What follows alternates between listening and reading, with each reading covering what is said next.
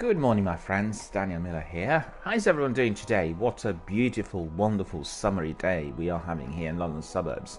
Beautiful, clear sunshine, clear skies, and very, very warm compared to yesterday. I have to say, I had a wonderful afternoon, went to my exhibition and sat in a park. And actually, although it was very sunny, it appeared to be rather nippy, a bit biting with cold late afternoon. I was really surprised when I was in short sleeves, and I had to get back early because of that. It felt a bit, colder than expected, colder to what you would expect if you were just looking out your window and basically witnessing those clear blue skies. We had some really good weather during the last couple of days, so really good. And I like when you have a bright sunny morning. You wake up early and you feel that things are really looking bright and energetic and your day starts. So that always is a very, very good beginning of the day. We have a really murky dark skies. It's a completely different experience. And I have to say, for all of you who are not living in a metropolis or global capital, there's nothing worse than needing to commute for a couple of hours early in the day between 6 and 9 or 6 and 8 in the morning, and you get that drizzle, you get all these crowds pouring in, and it makes it really all very difficult. But hey, I don't have to do that anymore, so I'm very, very, to be honest with you, I never had to do it. So there is a big difference there, but unfortunately millions and millions of people are pushed into this, and they have that sort of experience every day, not just in London but in all those big cities worldwide. And I really feel for them, because whenever I have to be traveling and commuting very early, I see those crowds and they just keep growing. What I see today is a lot greater than 3 years ago, and much greater than 10 years ago. Many more people are gravitating to central areas of our city in order to work, and many of them are just traveling and commuting. So, really busy. And the other day I was at St. Pancras International at 11 o'clock at night, and you felt you were just literally walking to the station midday. There were so many people in there. So, our city is overpopulated. There are very, very many people, not just living in the city, but also coming to in order to work and do business, and it's just really putting a lot of strain on our public transport and public services overall. And I really wonder how this is going to continue, because we are literally already at a breaking point, and we experienced already for a number of years. So quite difficult. But anyway, we back to our sunny morning and beautiful sunshine and summery day. Monday, beginning of the week. So glad to see that we have several people here already. Zach is here. Hello Zach, how are you doing? Good to see you.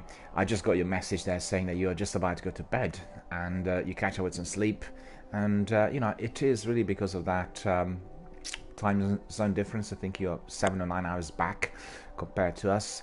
But what I wanted to say in view of your messages, you said you obviously are quite keen on training and tutoring some people who are wanting to basically polish up the game, Destiny 1, and they want to learn how to do things fast. And just to put in perspective, Zach is a competitive Destiny player and a veteran of the game, who's obviously played the game already for a number of years, and has some incredible scores and wonderful skills, as well as absolutely tremendous arsenal weapons. So what we're going to do is we are going to be raising some, we'll be first of all publishing some announcements on this and raising some awareness amongst our community members, because there are people who want to be doing Destiny 1 competitively, and indeed I think primarily when it comes to strikes and raids, this is where the biggest competition takes place. Maybe also in the Crucible, but I'm not really that well versed in the PvP here, and I really do not have many people who are, I have very many veterans are doing it, but certainly I've not discussed it in depth as much as obviously the rest of the game. And what we'll do is we'll just raise awareness that Zach is indeed available for tutoring, and therefore people can approach Zach directly. So what I'd like to ask is for Zach to post me a message on Twitter. Just send me a Twitter message, which is your own message, saying, hey, anyone interested in getting better at the game, I'm ready to do some tutoring. And just make sure you put in that message hashtags, and these hashtags have to be Destiny, Bungie, Destiny Community, and Destiny game. Right, so remember, Destiny, Bungie, Destiny community, and Destiny game. All of those have to be hashtagged. And this message, obviously, I will be retweeting and forwarding to my community members and basically all the Twitter followers and viewers. And I will also post my own message, which is going to be complementing it, indicating that, we have a community member who is very... Ah, you don't have Twitter? Well, set it up. Set it up. Twitter is your bread and butter for any form of business communication. It is absolutely imperative that you will have it for this sort of activity, because with these hashtags and also with the ways in which the Twitter community really communicates, you will get responses more or less straight away from people interested. It is absolutely top-notch, speedy, and most adequate, for any form of business activity. It's not used as well. People use it also for kind of personal messages and memes and GIFs and all of that, but it really works the best in business, because it has been introduced and it really did take off amongst the professional circles first in the last decade, and it really stayed that way. And it's very important that you have it.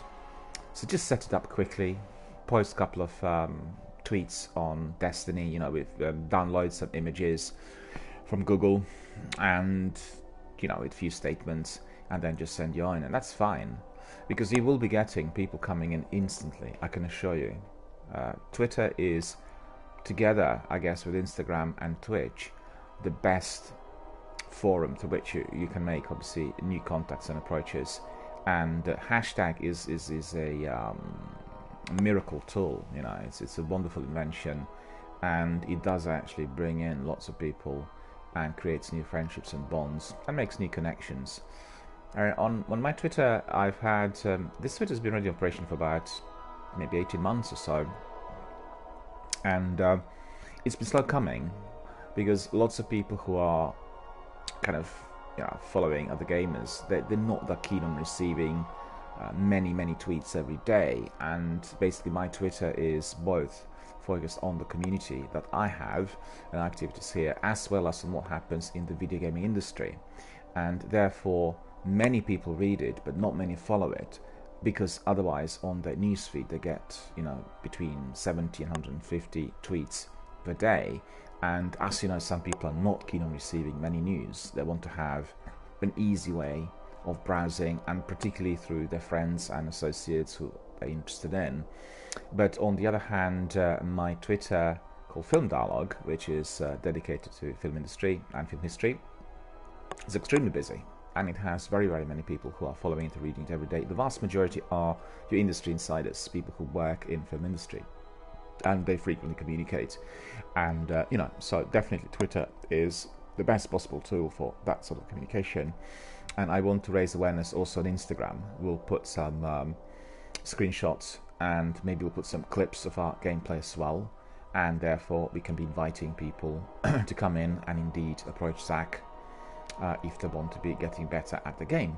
And that is definitely going to be the way forward, and I really look forward to that. I'm very glad that Zach joined us as well here, because I do have a few other people, Matthias and Sniper King, certainly the people who immediately come to mind, who are both competitive gamers and incredibly good at the game, and they both were quite keen also on providing some lessons and tutorials. The only difference is that presently both of them are very tied up with their other work, which is non-gaming related, and therefore they're, I guess, definitely great to hear that Zach wants to be doing some tutoring and some advisory here, and we are going to be raising awareness for that and basically getting some people to come to you.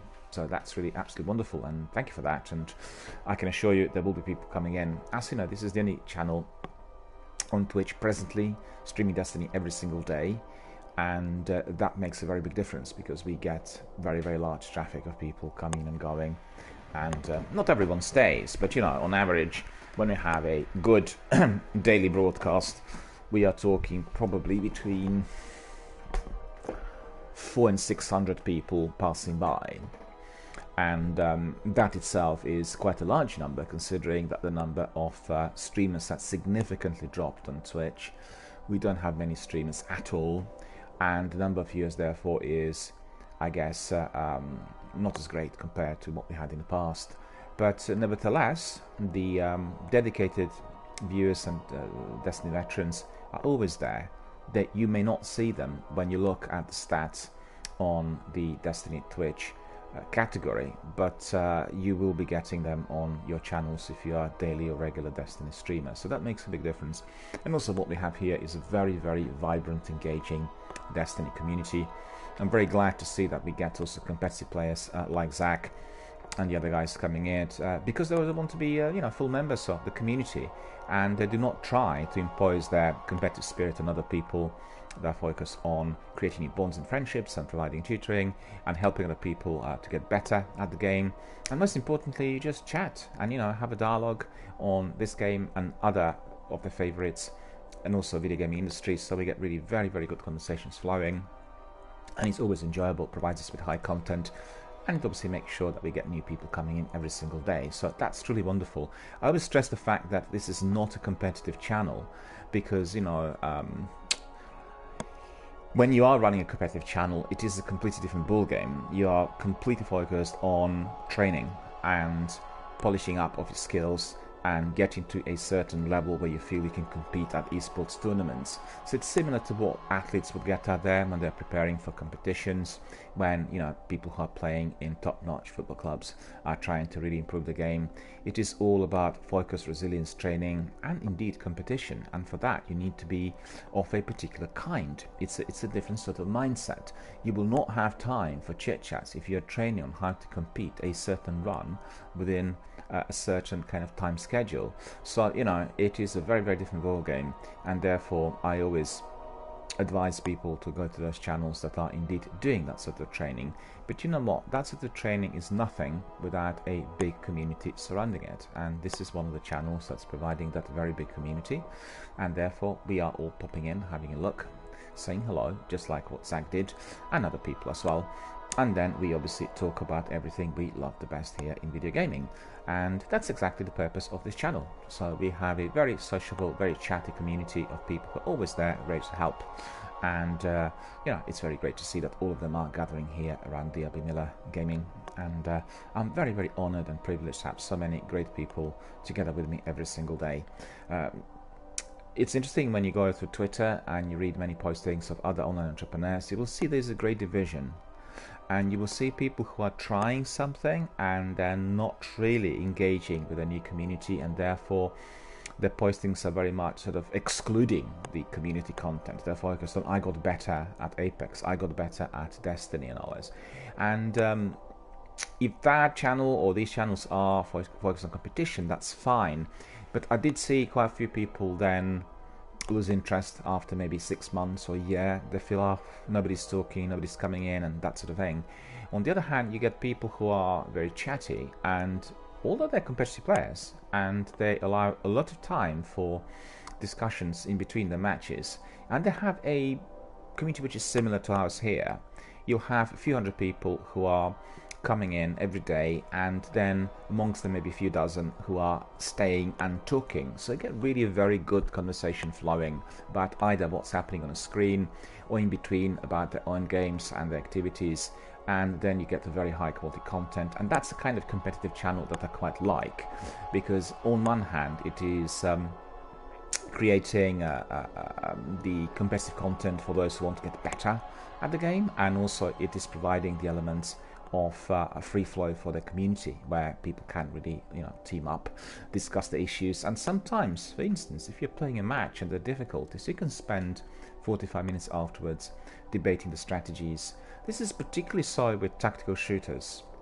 So if you are playing Rainbow Six Siege or Ghost Recon, I guess if you're playing PUBG as well to a degree, although this is a battle royale game, but you can be discussing strategies where things went wrong. If you're playing a team of 4, and how to position your characters, what weapons to use, that sort of thing. Less so in Apex. Apex is more of a relentless adrenaline kind of driven game with lots of people just wanting to run and shoot, and it doesn't have that aura of tactics as much. Although if you are working on a team of 3, you can also spend some time discussing various issues, but I find Apex to be very glitchy in terms of accuracy and weapon precision compared to PUBG and all the other tactical shooters I mentioned. Apex does have some problems with that, and there were quite a few problems right at the beginning. I've not played it in the last few weeks, so I'm not sure whether they resolved this at all, but I did see some indication through online forums that people were discovering them and they were not aware of those at the beginning, and that's obviously for people who were doing maybe an hour here and there on the game, but indeed were a part of that 50 million plus subscribers full of resources, and they really discovered that as they went along. We discovered that during the first few days, because as you know, if you're doing the game for 6 to 12 hours, if you're promoting it, then obviously you come across many different teams. You basically just crack on and you learn as you go along. And it was very frustrating, I have to say. We had a couple of good crews on board, and we would have a complete difference from match to match in terms of the weapon accuracy. Sometimes we were able to shoot the opponents to the walls and windows, and at other times we were at the receiving end of that, so really not particularly good. But you know, the game's great, very exciting to see that they will be introducing it to Android. They'll create cross-platform, so I'm very curious to see how it is going to work once it is fully customized for that, because we'll get obviously people from Android and from PC and consoles coming to the same arena. It'll definitely increase the number of viewers, followers and gamers, and then we'll see how they all pan out. Obviously, if you are in that arena, those guys playing on PC will have a massive advantage, but you know, not everyone's playing for the score. People are doing it for fun, and therefore we are going to have many more participants and many more enjoyable hours ahead of us in Apex, that is. Coming back to what I was describing earlier, I really like those channels that are able to combine then the two aspects of gaming, and there aren't that many of them, but I've seen, for instance, the two of my Swedish competitive gamers who are playing PUBG and Apex, and maybe some other games as well, Rainbow Six Siege and Ghost Recon.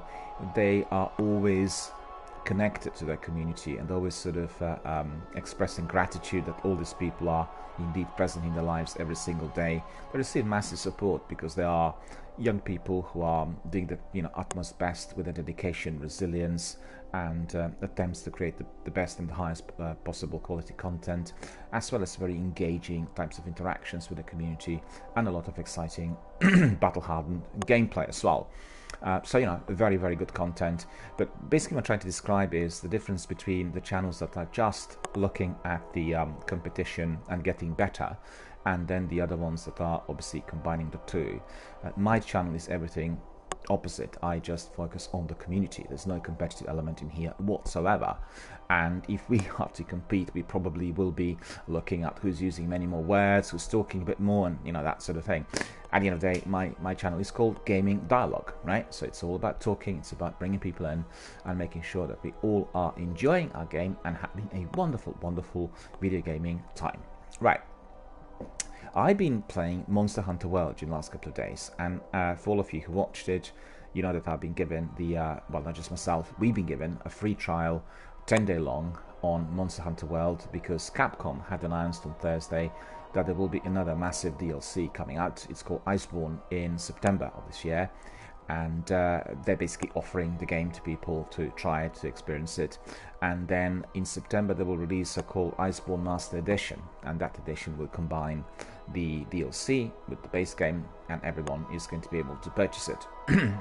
On the other hand, presently the game is offered on $50.99 if you want to buy it, and you will get some additions compared to what we are having through the free trial. So we are rejoined Capcom Arena after, well, quite a long while. The last game I played, I think, was Devil May Cry, and maybe one of the Resident Evil as well. No, actually, I'm wrong. I did play Resident Evil 2 Remake demo earlier this year. Also, I was broadcasting it here, and that was the last Capcom experience. But I love their adventure games, and also survival struck horror. And Monster Hunter World is one of the best RPGs produced in a decade. It did really go shoulder to shoulder with Horizon Zero Dawn, and I really want to try it for quite some time. But you know, Destiny is the priority here, other games on PS Now, etc. So obviously I didn't get to Monster Hunter until Saturday, I think, and I played it in the last few days. Also, I was having broadcast of Monster Hunter World here on my channel, and it's been a wonderful experience. It's a wonderful game. It's very immersive. In fact, it does remind me of Final Fantasy and Neverwinter. And for anyone who's familiar, Final Fantasy is Square Enix's this massive big franchise, one of the most popular adventure games. of all times, and it does have this aura of big open world out there, the monsters, the adventures, the way the animation is, you know, that sort of thing. And then Neverwinter in terms of the battles and how you use your weapons and how you interact with some of the characters. What I particularly like about Monster Hunter World, they're combining human characters with all other kinds of creatures. So you have all those cats popping up, and they're so funny and they're so beautifully designed. There is this can't remember what it's called, Master Meow Chef or something. Master Meow Chef, I think. And then there's the other Meowster who's he's like a housekeeper, and the one who's the guy responsible for weapons. So actually go to various sections of the world, to those various areas on the map, and you're meeting all these funny characters that talk to you. It's just absolutely truly delightful. On the other hand, it does turn out to be a very difficult game as far as the inventory is concerned. There are lots of options, and there was lots of bounties, and it did remind me a bit of Bloodborne and Dark Souls with the in-game dynamics. Although when you look at it, it looks very plain and simple. You stroll through the areas, the characters are very easy to operate, but I think the more advanced aspects of the gameplay are quite complicated, and also the graphics on the screen appear to be, the pop-ups on the screen appear to be fairly small.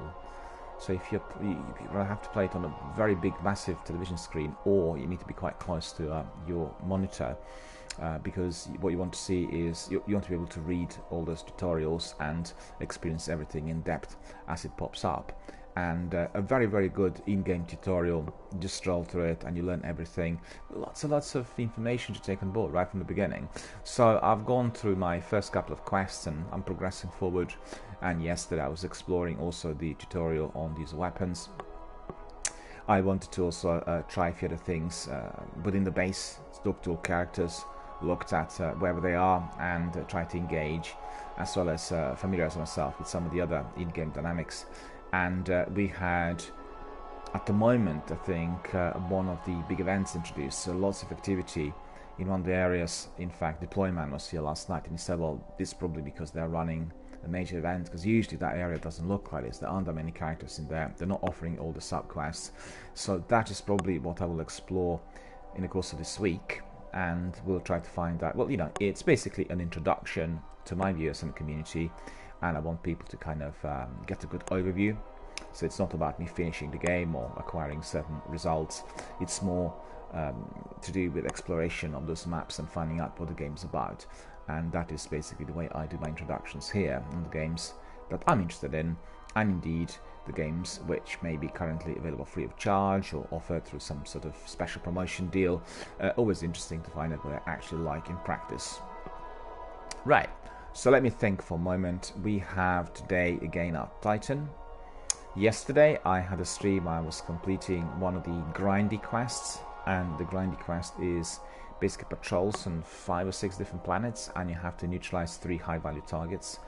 And usually one of those patrol beacons is quite hard to find, so that was the case yesterday. I actually spent some time looking for the beacon and managed to find it and complete it, but it was a lengthy grind on Dreadnought. So today we'll have to see whether we'll carry on with the same or whether we are to do some other activity. And also I was considering, because I'm there 398 on Titan, I need to change weapons to make sure it's 398. It's got 2 points short of 400. I thought perhaps if I was to go to Warlock and then grind my Warlock character, because I need to raise the bar as well with him, we'll get to 397, 398 level as well. So the idea is all 3 of them to be roughly of the same rank. We'll have to see. We'll decide later on. So let me just think very quickly about the games, if there was anything else said. I did have some information regarding E3. We are all very, very happy and excited while in anticipation of the major event next month.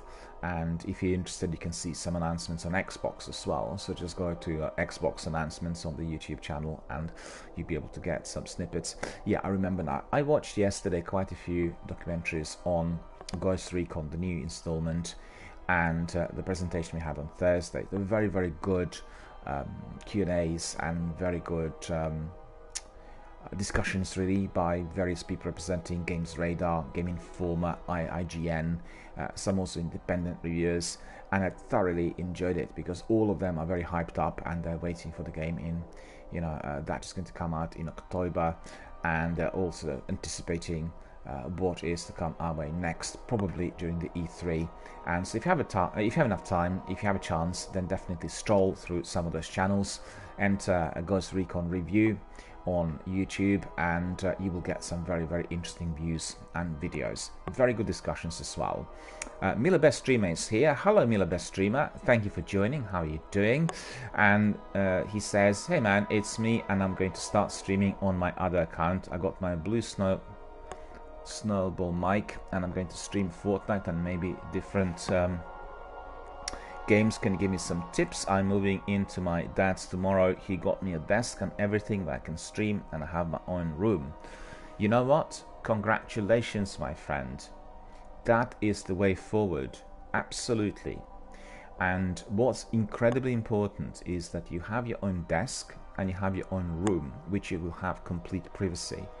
Sometimes when I do Apex or other online multiplayers that will have quick matches turn around, I get people who are playing it in a communal area and they have the headset on, and you can hear all that noise and buzzing and rattling and dialogue and discussion. So I always ask them to switch the mic off immediately because it's interfering with obviously our enjoyment as we are broadcasting, but also it is interfering with other people who are joining regardless of the fact whether they are in a broadcast or not.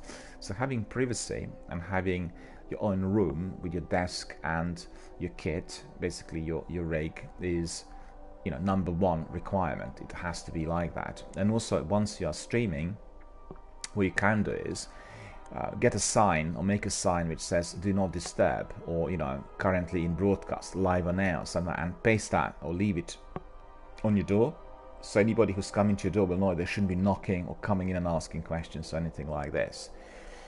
That's the priority. Remember that, because if somebody is to be coming in, they can send you a text message on your phone, and then you can switch your mic off. Make sure that no in-room, in communal type of interferences are to be heard and happening on your stream, because they're seriously off-putting to the viewers, and you'll get people who absolutely hate this and they will just detach straight away. So it's very important that the actual audio is very much based on your activity, you have your own privacy, and 100% you're focused on what you're doing. Second thing is building, you have to be obviously building your own community, and therefore you have to be very, very careful with what game you're going to be selecting, right? So first of all, consider the games that you like the best, right? That's number one. Secondly, do not stream a game that has many current viewers on Twitch, because the algorithms Twitch will not be placing you towards the top, right? If you're streaming Fortnite, you will not have anybody coming in unless you obviously your friends and relatives come in. The reason for that is simple. You've got hundreds of thousands of people streaming Fortnite, amongst them probably about a few hundred top world streamers, and you will never ever be able to get to the very top, unless you get supported by Epic or one of the developers. The idea is to find a game that you are absolutely in love with. The game has been very, very popular, but is currently not that frequently played.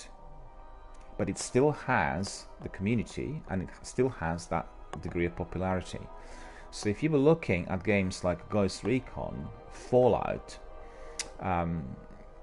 Destiny, not Destiny 2. Destiny 2 at the moment is being streamed by many gamers, and you have a viewership of a few thousand every day, sometimes even 20-30,000.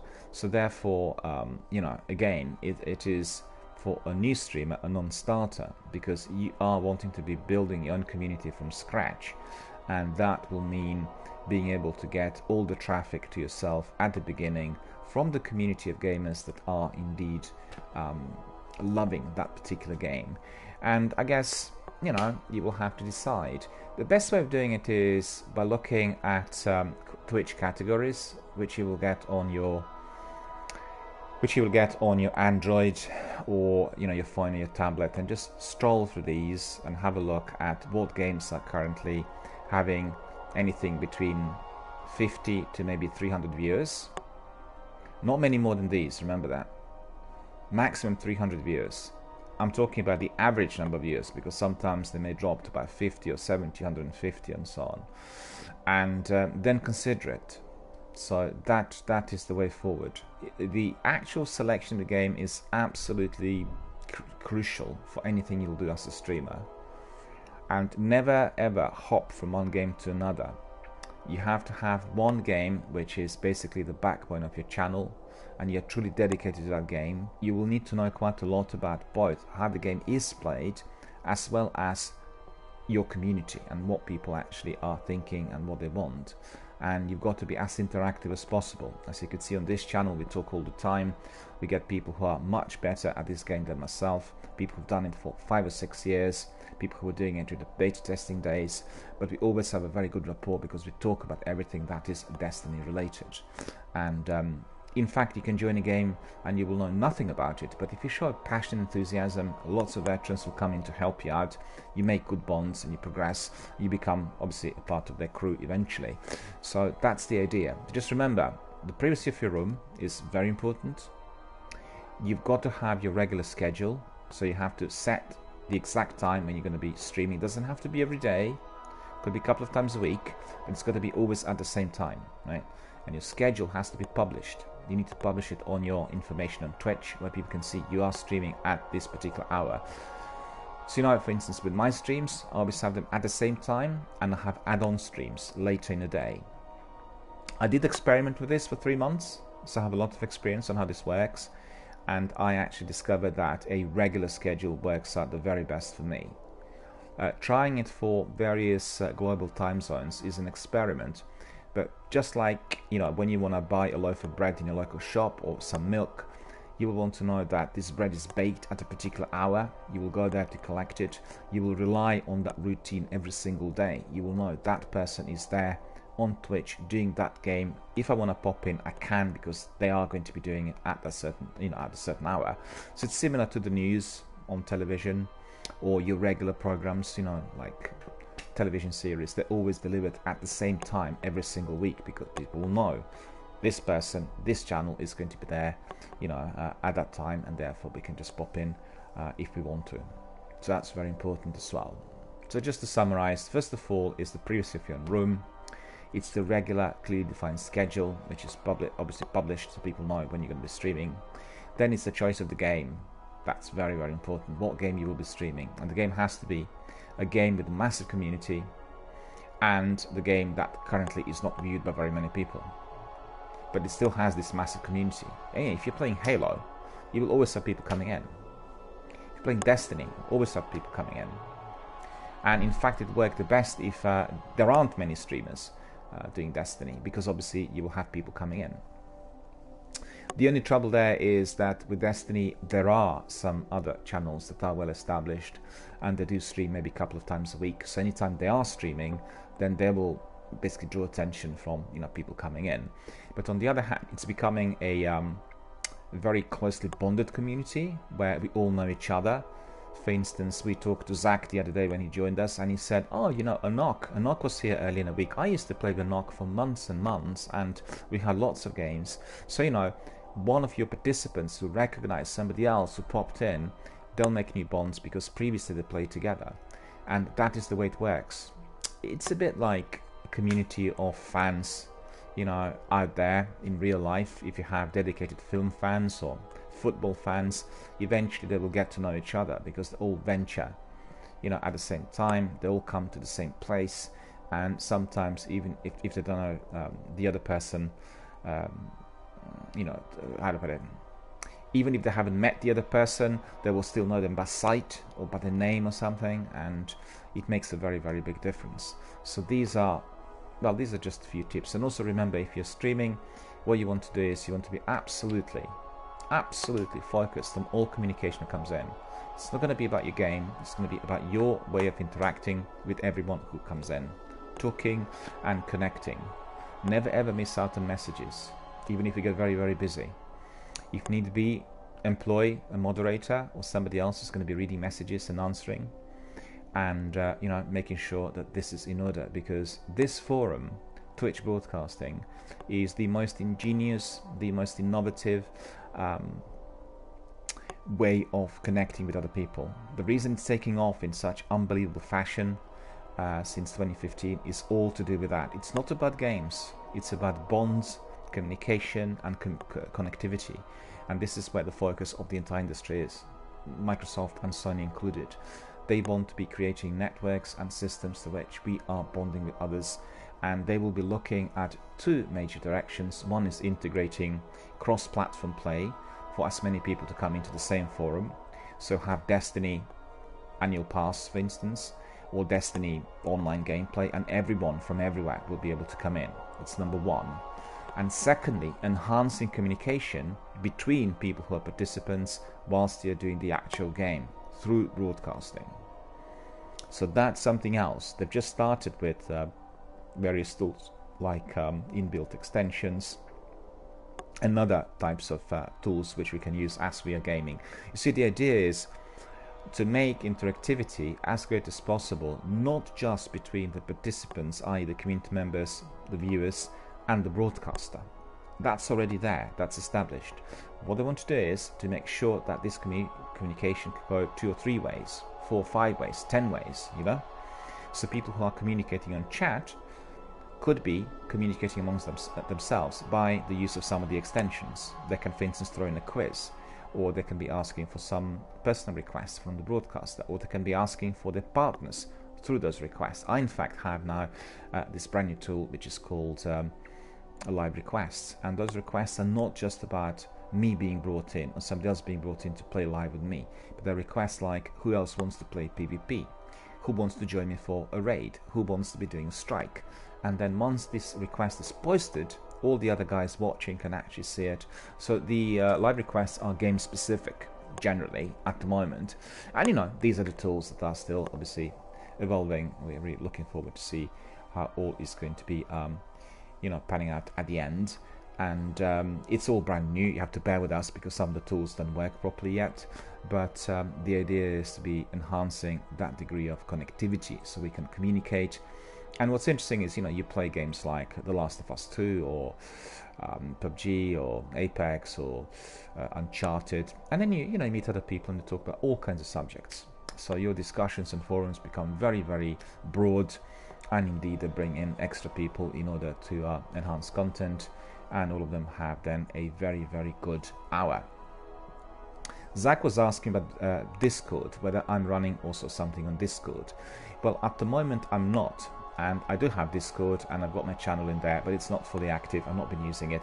The reason for that is I've been just focusing on how to enhance the communication here through party chat, through the console, and testing it to the maximum of its, you know, like its abilities and capacities, because my channel has been linked to PlayStation from the beginning, and we are going to be evolving and branching out to other platforms in the near future. There'll be Xbox and PC, of course, and we'll see how it all goes. We'll have certain games played on certain platforms. As you know, certain games are not available on other platforms. So if you were doing Monster Hunter, you couldn't do it on Xbox. Or if you're doing Uncharted or God of War, you've got to be on PlayStation. And if you were doing Gears of War, you would have to be on Xbox, right? Just an example. So the idea is you play games which are proprietary to that console, as obviously the main ones delivered from the platform, in order to attract as many viewers as possible. And obviously we have many more PC games. Many of those are not particularly well known, and as you know, people like military and strategy games on the PC for simple reason. They're very complex, and you will need that type of hardware in order to be able to do the game. And you know, we'll just make something which is going to be nice, exciting and enjoyable for everyone to view. And coming back to that, Discord channel and its participation will be tested shortly. I have to do some tutorials and some discussions with my associates to find out how we can integrate it the best, and I want to find out how this would work really to the benefit of everyone participating in the channel. So that is basically the next step, right? So that it will be emerging shortly. I know it's very, very popular at the moment, but I'm not always jumping on the bandwagon of whatever is most popular. I take a bit of time to analyze its effectiveness and how this would be altogether working with what's been established so far. Because as you know, sometimes tools can be introduced and then shelved because they appear to be not particularly good, and therefore also with those extensions I'm a bit careful with the way I'm going to be introducing them, because I want them to be working really for the benefit of everyone's rather than some form of intrusion or hindrance. And you know that some of the tools are also monetizing, and that sometimes is not popular with people who are watching certain channels. Therefore there has to be a fine balance between being able to use the extensions that are enhancing interactivity and those which are purely monetary. And I've seen other streamers do it, and some do it successfully, some less so. I don't really like when something is being kind of shoved in your face with that kind of monetization aspect of it, and we all want to be using some of those if we please. You know, that's the idea. If we want to be using it for some purpose, it feels really necessary, then obviously we'll pursue it, rather than having it kind of force-fed to the viewers. And it's very easy for the industry to be introducing such tools, because obviously everyone has to be receiving some degree of revenue from somewhere, and you know, it's just one of the ways to which certain things can be monetized. I'll give you an example. YouTube videos, they can be monetized through the use of adverts. So if you authorize ads after you partner with YouTube, you'll get lots of adverts throughout your content, and that could be seriously off-putting. In fact, the way it works is you get lots of ads which are generating revenue, and then the viewer is being asked, do you want to be subscribing through a premium access to YouTube, and therefore you will get no ads. So, do you see what I mean? It actually is a two-tier monetization. On one hand, the streamer will get some revenue from the ads that are appearing on his channel. On the other hand, for the viewer who doesn't want to watch ads, they need to subscribe separately, pay for it, and therefore they'll see no ads. So it's a very clever way of doing it, but you know, I'm in two minds about it. I hate the ads. I really do. Not just those you get on YouTube, but you know, when they keep popping up on certain websites. I know that they are necessary, but they just really break up the content and continuity and infuriate people. And you know, what can I tell you? You know it all. Alright, so let's just have a look at our Titan and we'll do a bit of gameplay. Thanks very much to Miller Best Streamer, to Deployman, to Zach, everyone else who came in here today already. It's been an early start, really. It's the beginning of the week, a beautiful sunny day here in London suburbs. Absolutely loving it, and let's just see what our Titan will do today. Let's just warm up with some feisty activity, shall we? We'll do some fisticuffs.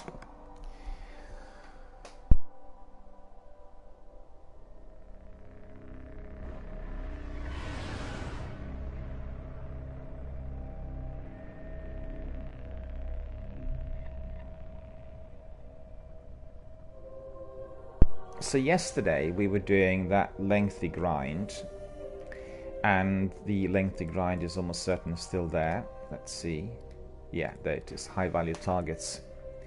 Remnants of the darkness, and it says we still have 3 planets left with those grinds, but we may or may not do that. We may do just a few just to warm up, and I think we'll probably go to Mars and have a look at some of the high value targets, but I'm pleased about this. This bounty has been with me for a little while. It's called Fishing for Worms. Harvest 10 worm sport nodes on the Dreadnought, and that's been completed, so we'll get some extra Kreuter Bane reputation.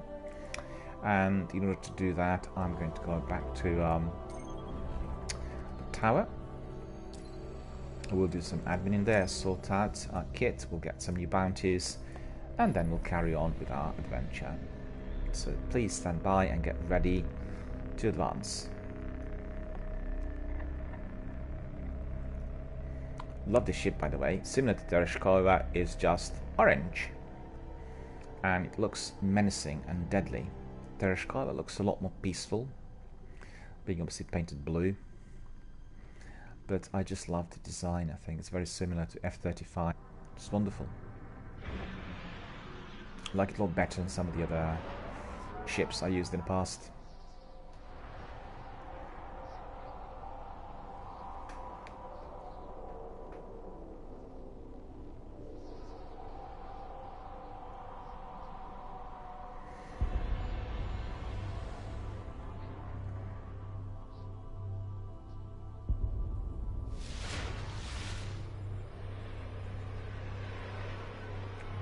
back to the tower.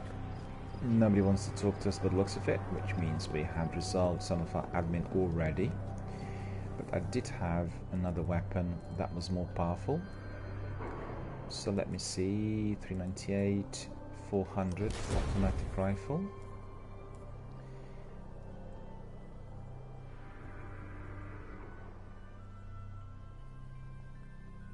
And I have also Monte Carlo, which I do want to try. Okay. Actually, what we'll do is we are going to put 396 weapon here, and we'll put Monte Carlo in there, 390. And then we'll have also that sniper rifle. What's this? Havoc Pigeon. Okay. So that may be a good combination as well. I do want to try Monte Carlo. I've seen Zach use it the other day. I really like the weapon. I've not tried it before. I want to see what its effectiveness is. Let's look at the perks. All the perks have been enabled. I double checked that yesterday. All seems to be rosy. And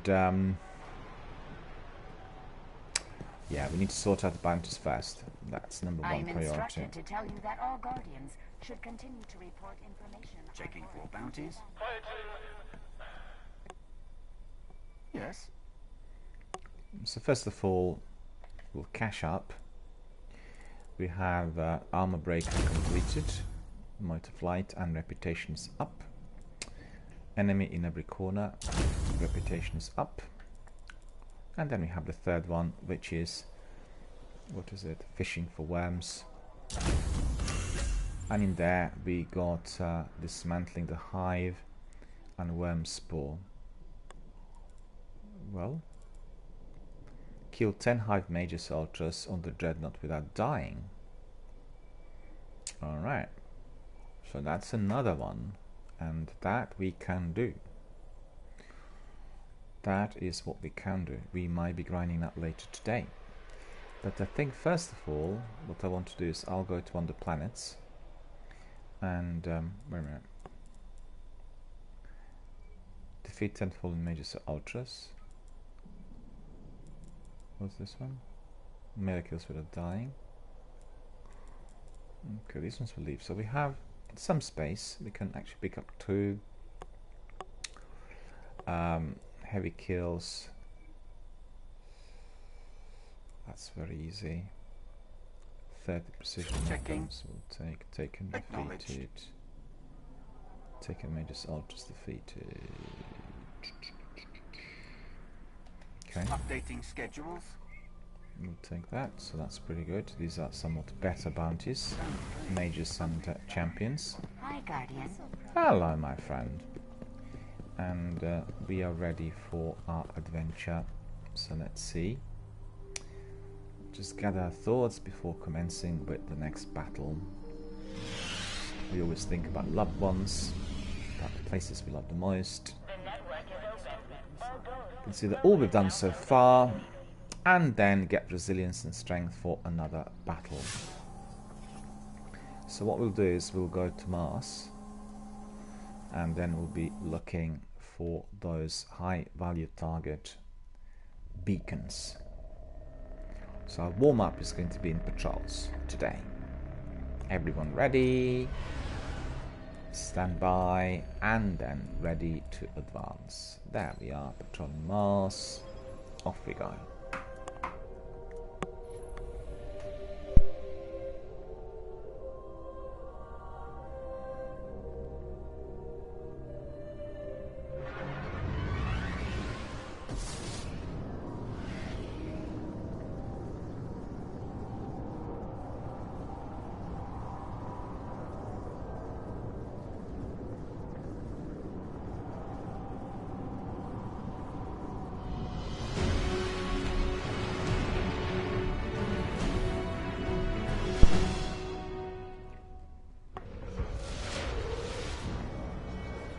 Very curious. Getting reports of enemy weapon. activity near Firebase Rubicon.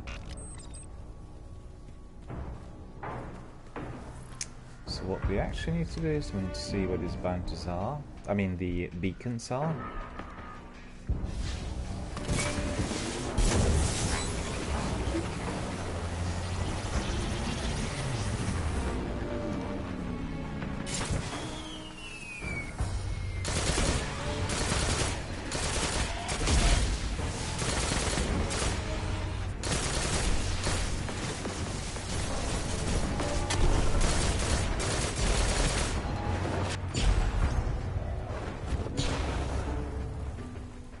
Where's it gone? They must have disappeared.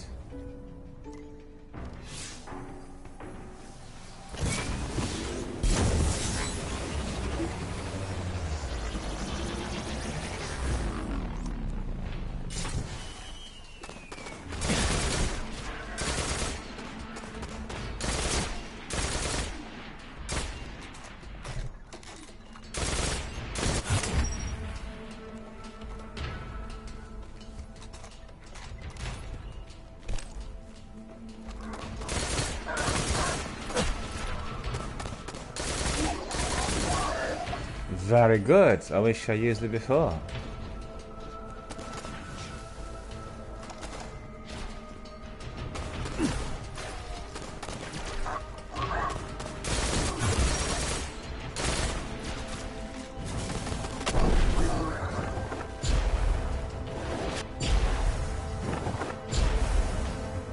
Okay, let's see where the beacons are.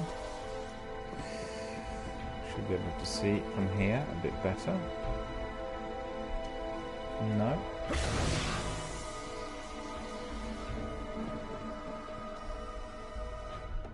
Nothing. Okay.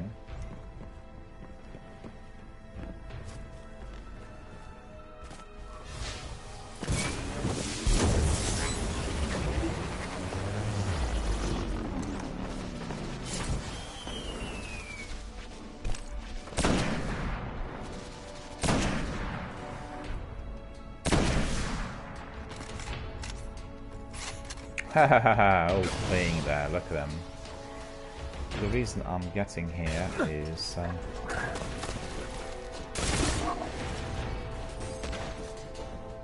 to try this new automatic rifle. And as you can see, it is really doing wonders. I'm very happy about it.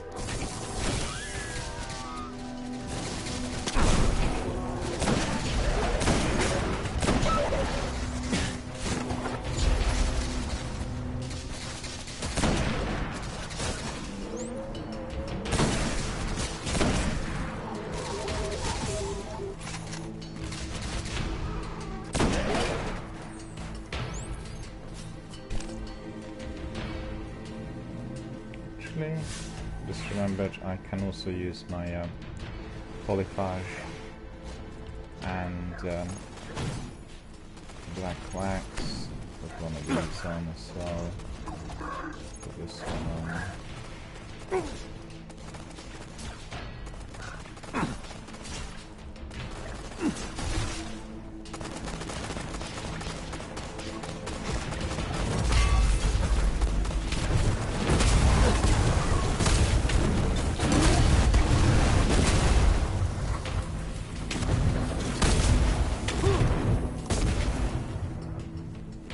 Okay, but we actually want that beacon, and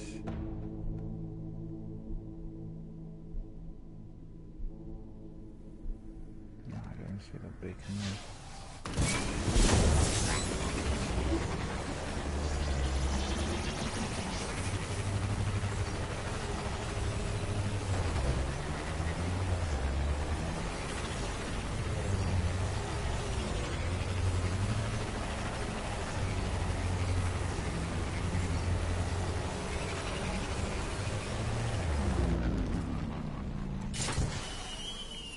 Beacons in there, there should be.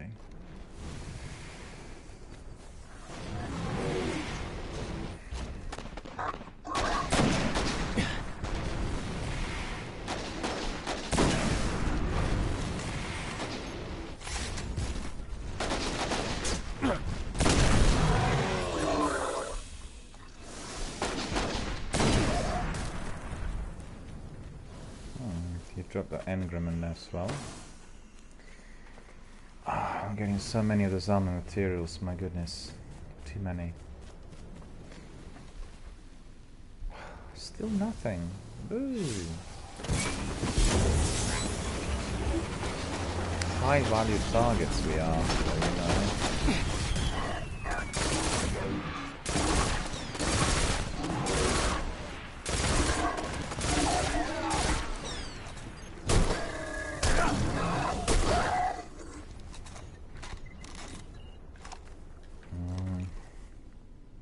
Still nothing. Where are they?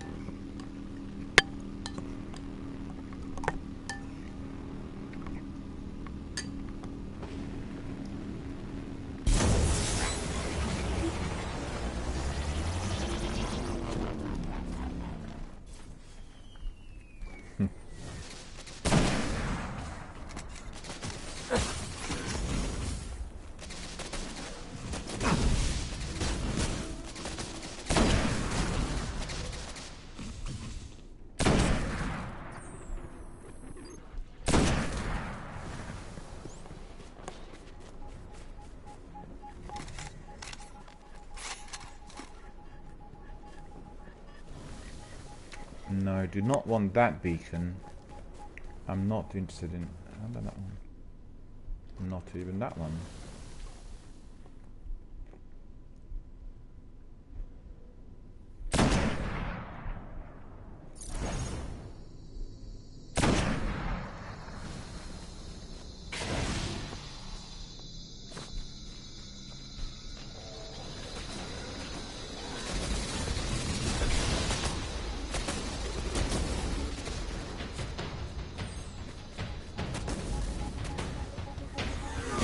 No, not that one either.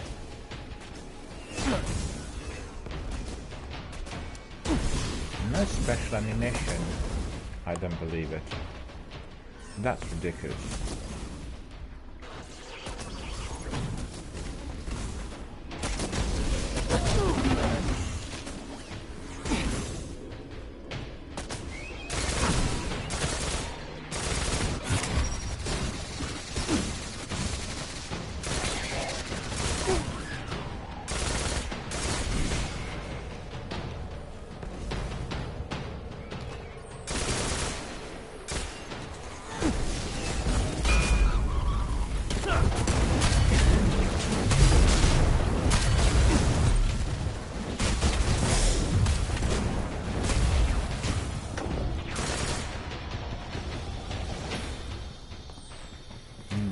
Being hit as well.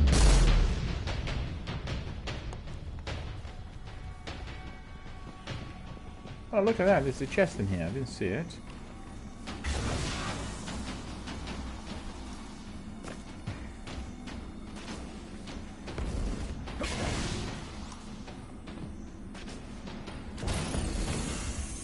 Radicine we got, okay, that's not too bad. But I want those, hang on.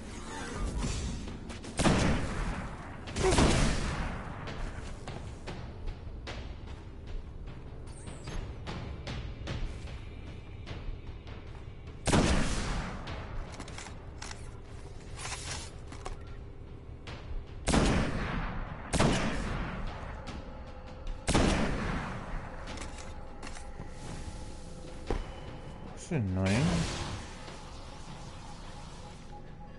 Alright.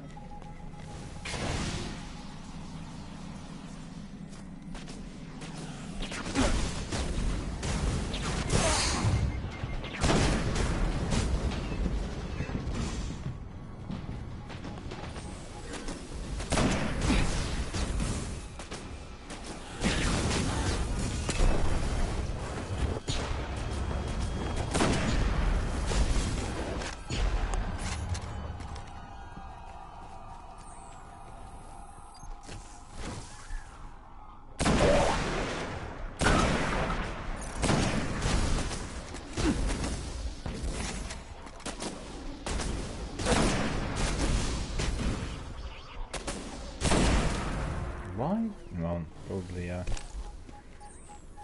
shot went astray or something.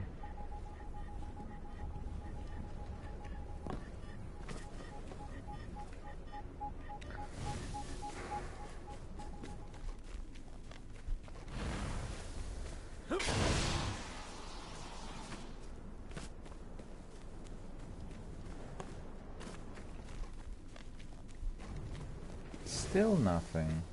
Right. But hopefully in here we'll get at least one of those. No! How come?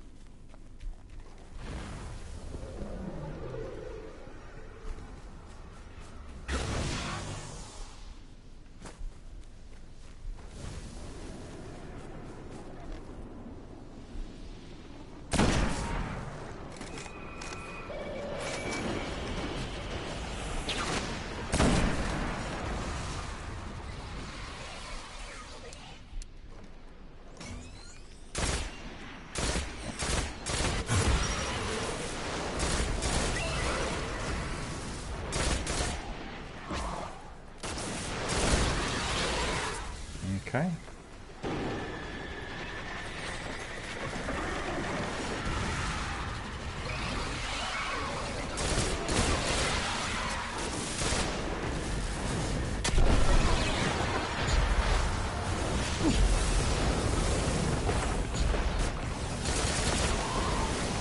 Right.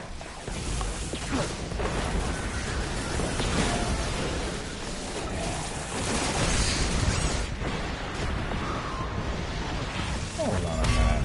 That's not really fair, is it?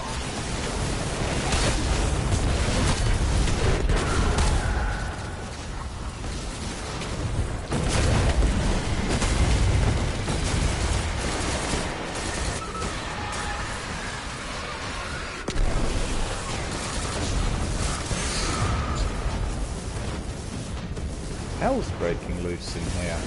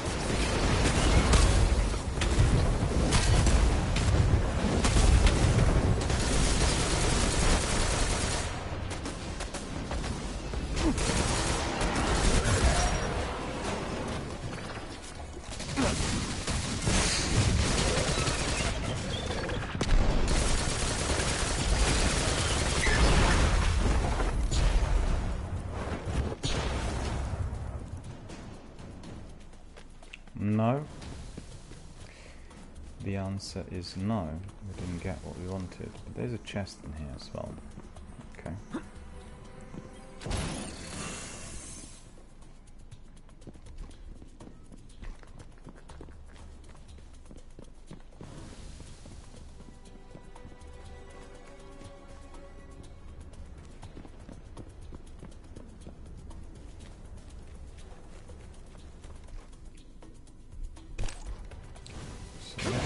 Are those beacons the ones we want? No? The other one there? No! That is appalling!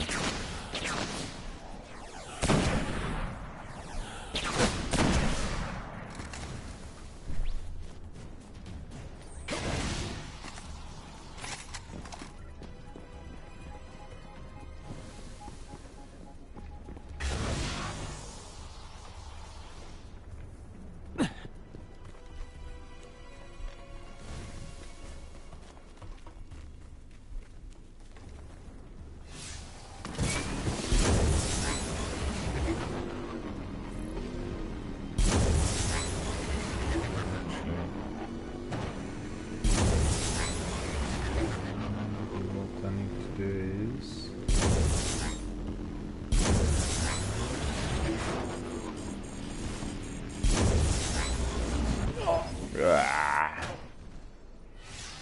Now what I'll do is I go back in the orbit, and I need to fly elsewhere, I think.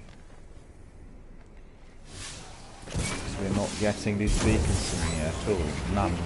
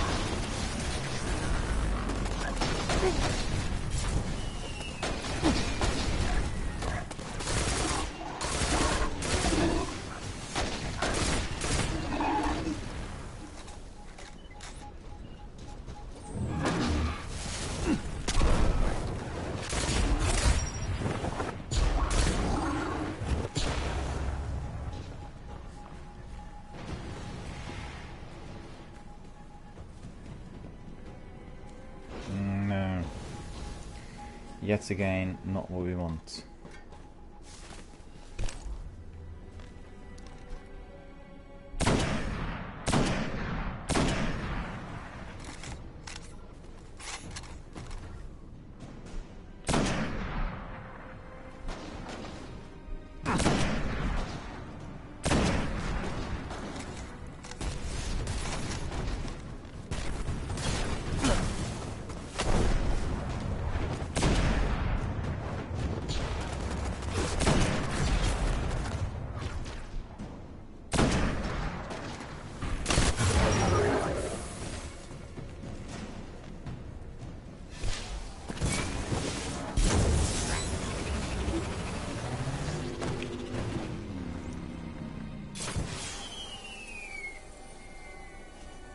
Need to go another way.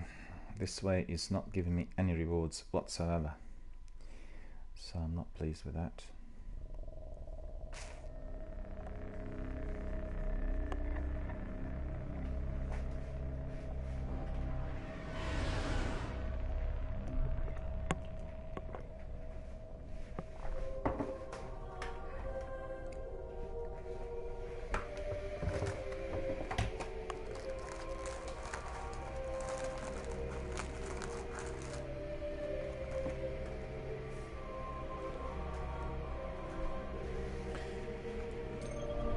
Back to Mars.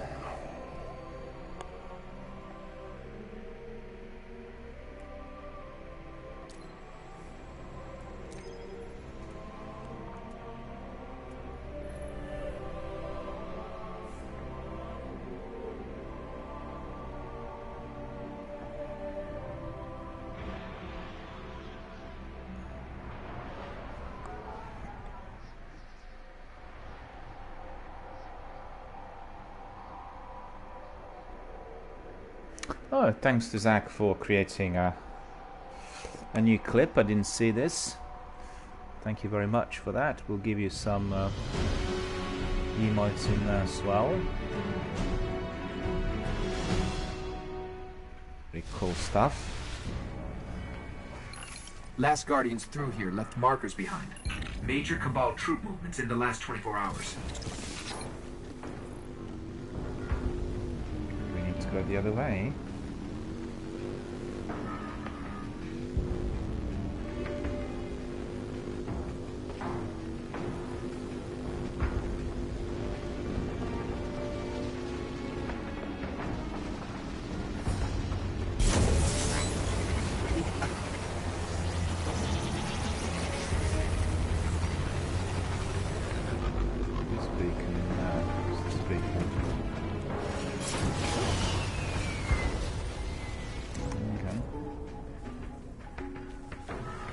No. Not the one. We want to be getting high value beacons.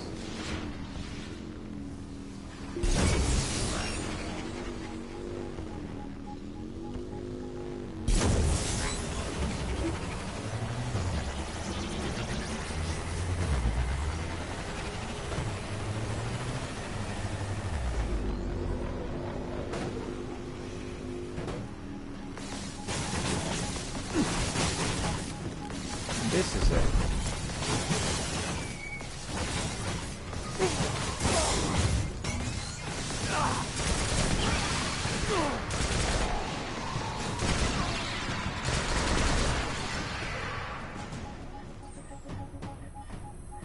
This is it. This is it. Okay. A great shadow grows darker near this area, Guardians. Use your light to cast it out.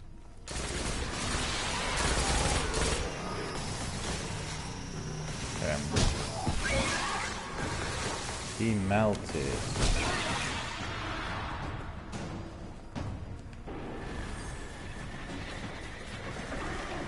Just waiting here for maybe some mages to pop up.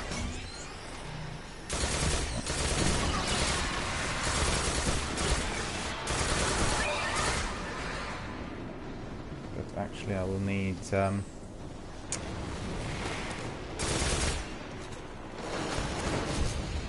I'll need my sword for those, right? Right.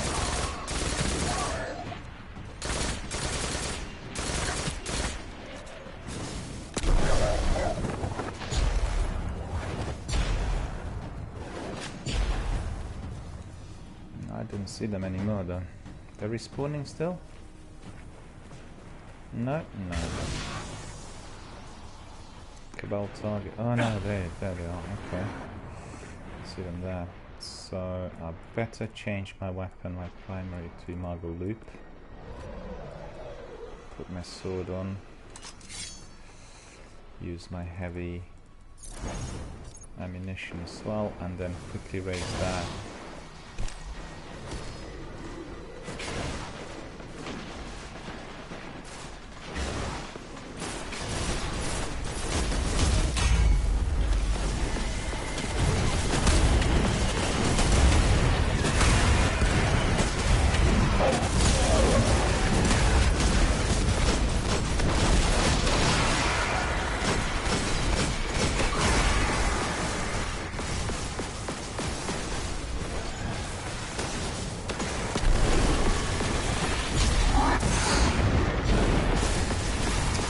Managed to get close there. No. Quick, quick, quick. It was very hard to kill that in this one.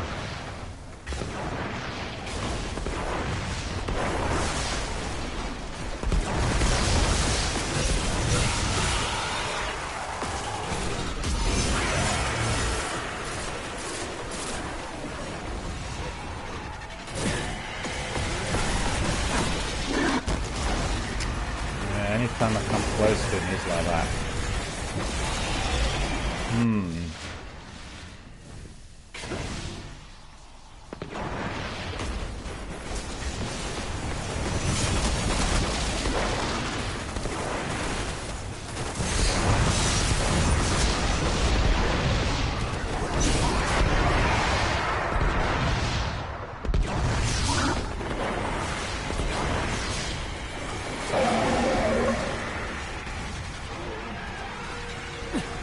Ah, they disappeared. We didn't get him. We didn't get him.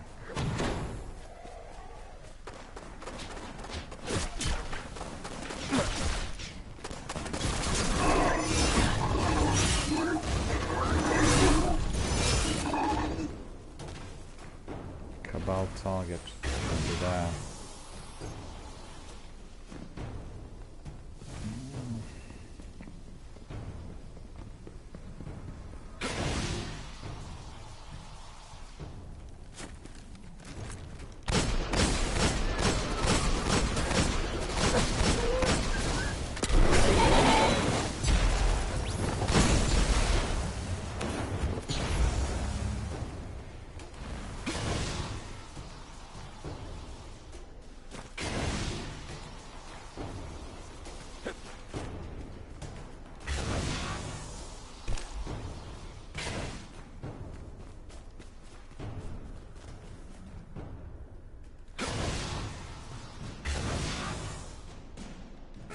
Where is it to be? Let's see.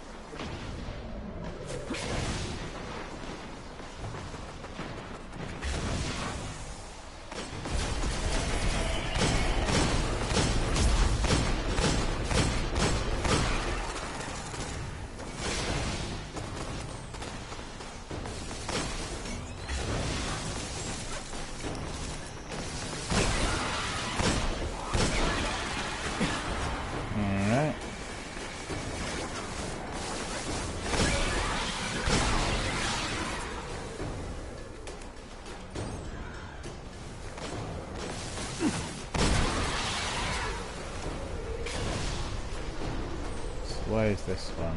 Where is he?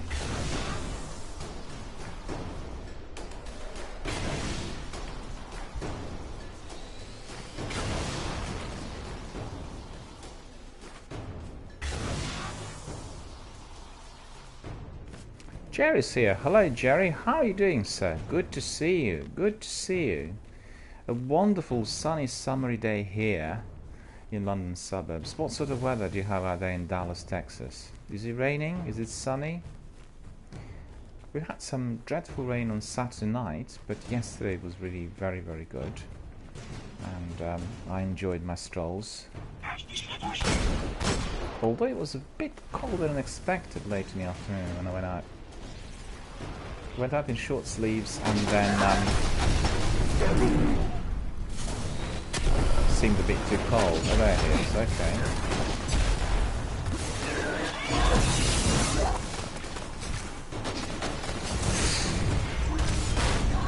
That was one for the books. So we got them all there.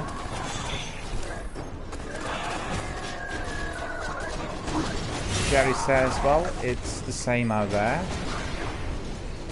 So it means it's quite warm. No more drizzle like the other day when he came in.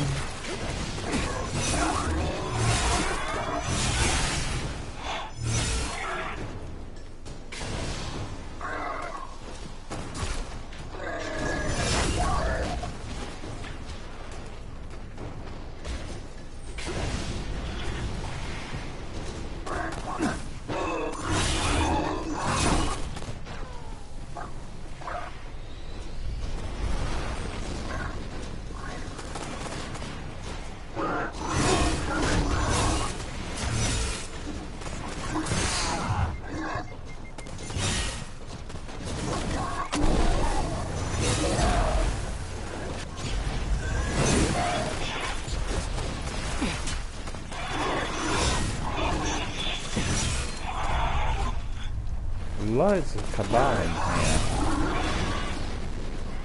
Don't know why.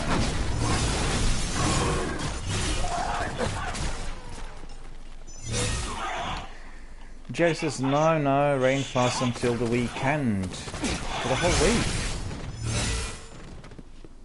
We have a bit of changeable weather down here, you know, it's 1 minute quite wet and quite warm in fact, and then on some days it's a bit cold at night. There was a day during the week where we had almost -2 degree temperatures, and then during the day it was like 15, 16, so really strange. But what they did say was that later in the week, towards sort of Thursday, we are likely to be having some very hot weather, so 25 again, 26. They said we are likely to be warmer than Portugal and Spain. Well, we'll have to see about that. I was very surprised yesterday. It was very sunny, but definitely chilly at the same time. What I usually do is I have some of my favorite spots out there, you know, various parks, and then I do online work on my tablet. And I sat there, and after about 20 minutes I felt really, really kind of cold. so I couldn't really carry on. The weather was beautiful though. So just went to the park and walked a bit and went for my dinner, which was pretty good. Nothing better than having a wonderful Sunday dinner, would you not say? Gives you a sense of reward for the whole week, you know? A lovely Sunday dinner. And sometimes I have my usual traditional Sunday roasts. At other times I have vegetarian dinners. And then, you know, at times I have also Indian buffet. We have a restaurant here that serves buffet on Sunday, and you can literally eat as much as you want. You can choose from about 12 different dishes, and it's always very good. So I have quite a variety. You know, we are really blessed here in London. We have so many different cuisines, and I guess we are really spoiled for choice, you know. You can just have anything from Italian, Spanish, Ethiopian, Thai, Chinese, Indian, Scottish, English, Turkish, Middle Eastern, Lebanese, Iranian, you name it, any kind of cuisine you want. And the funny thing is, I really like eating out. I have my favourite restaurants in every part of London, so whenever I go, and wherever I go, I always have a few of those which I can visit. And I never like chancing, because in a big city, chancing is a huge disaster, you know? You go to a restaurant that hasn't been recommended, you waste your money. Particularly in the very centre of London, they have lots of chains operating there, and the services and you know, the food are not particularly great. You come to Chinatown, it's called Gerrard Street, it's in the very heart of London. It's called the West End, that area. There's a whole street, basically like in Hong Kong. It's completely Chinese, just Chinese restaurants. And you need to know what restaurant you go to there, you know? Some are terrible, although in the very centre. And the other restaurants are brilliant. Nothing worse than spending quite a bit of money and then being disappointed at the end, you know? Right, so that we discovered that one. So we need to see where the next one is, right? And here I don't seem to see any beacons.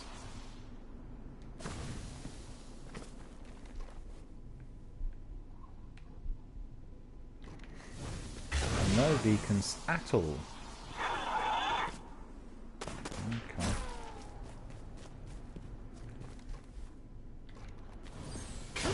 Who's causing us trouble in here? Come forward. Halt. Advance and be recognized.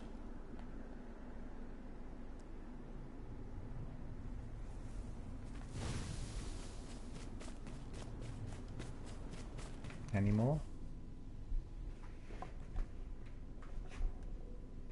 Is that it or not? No, that isn't it. That isn't. That isn't the one we want.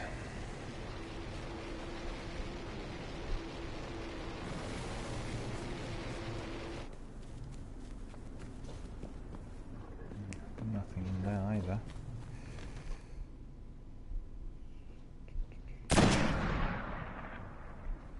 Mr. Blobby. Mr. Blobby.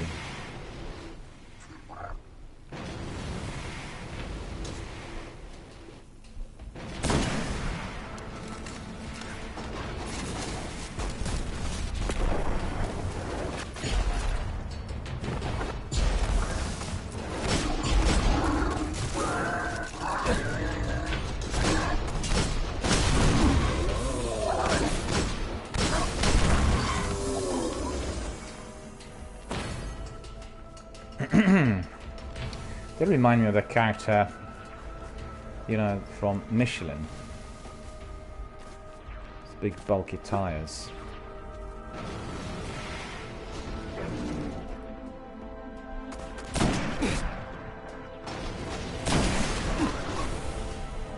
Oh, that's a good shot. As well as this one. Is this a beacon we want, maybe? Looks like it is. No, it isn't.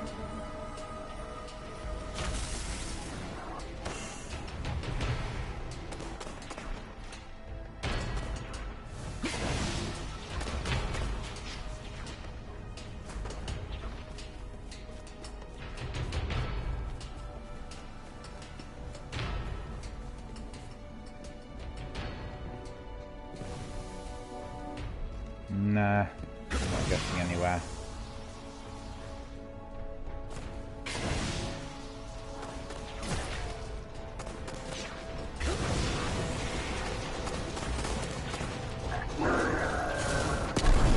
Actually, just seen the message that Jerry sent us.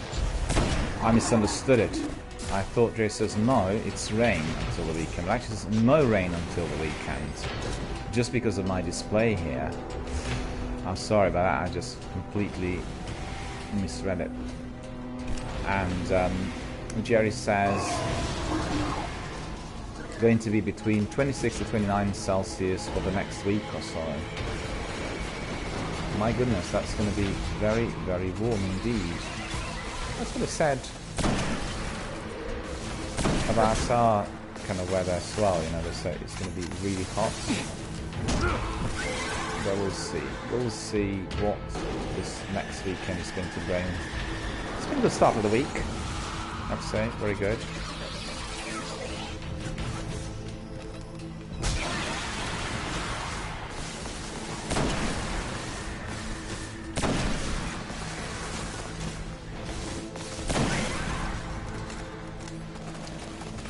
Coming back to what we were discussing the other day, Jerry, I worked out that some of these extensions which are on the channel are not actually cross-platform. Just now, Zach was making a clip, and it didn't show up here on my console stream, but it did show up on my PC stream for Android. So it's really bizarre. Doesn't work on all platforms.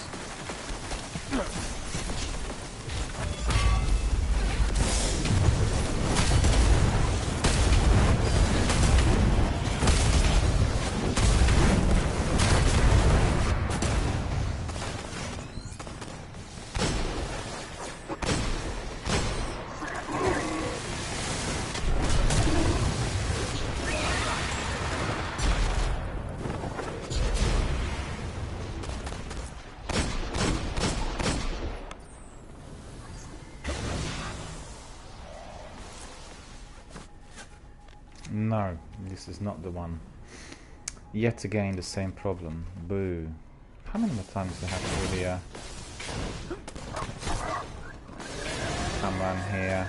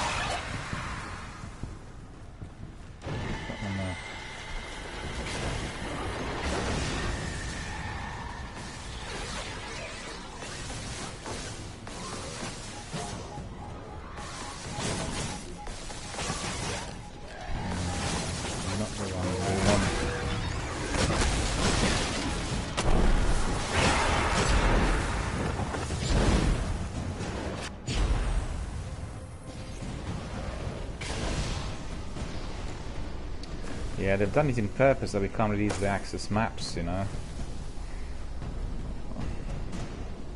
Which in fact would have been very useful in here. I find it really annoying that I can't access my map.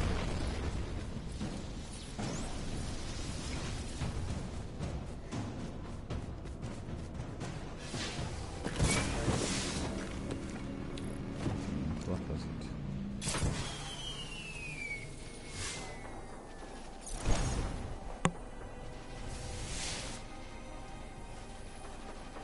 None of them. None of them.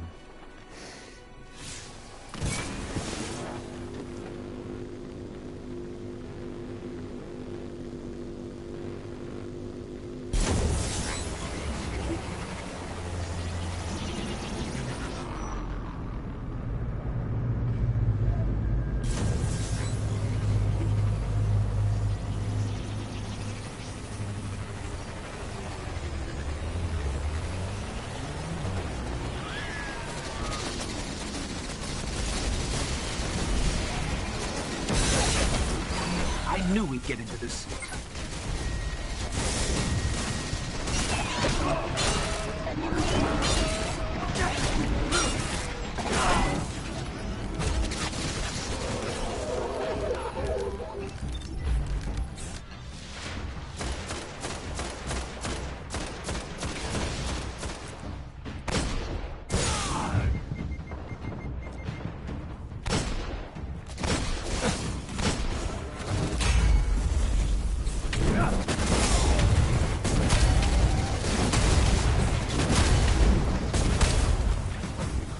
They're getting close.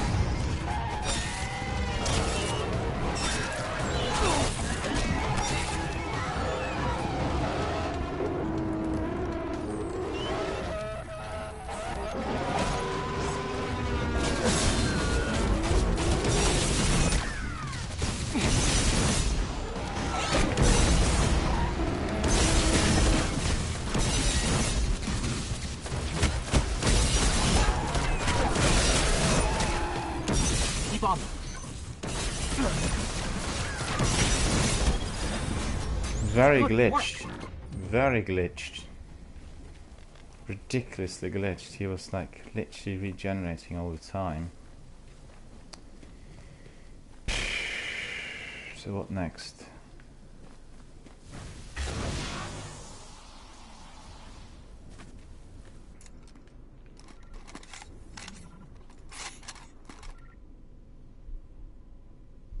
Okay, that's not the one we want.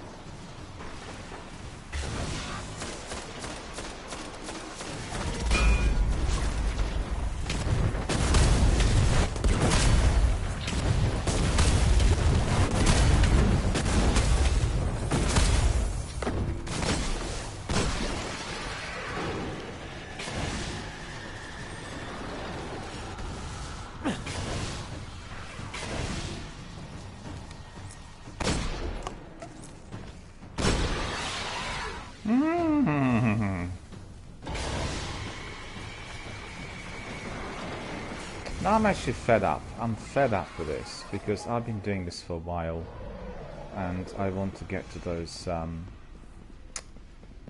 high-value target beacons, and so let's see where I can get them.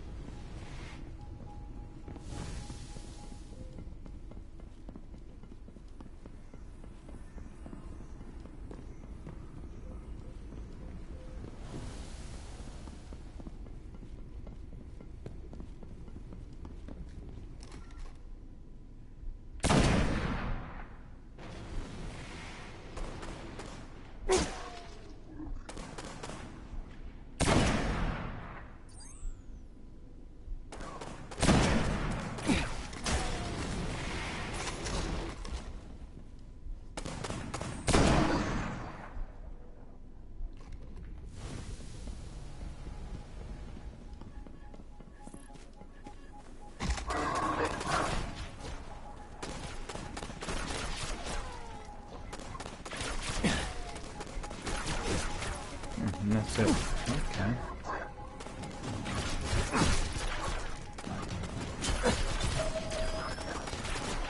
All Guardians in the area.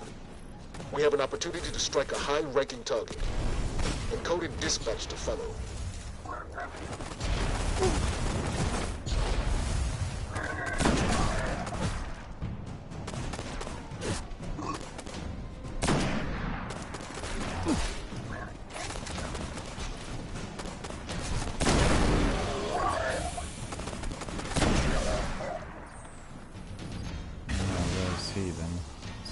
Okay, I've got some heavy. Picked up some heavy in there, which is good. Okay.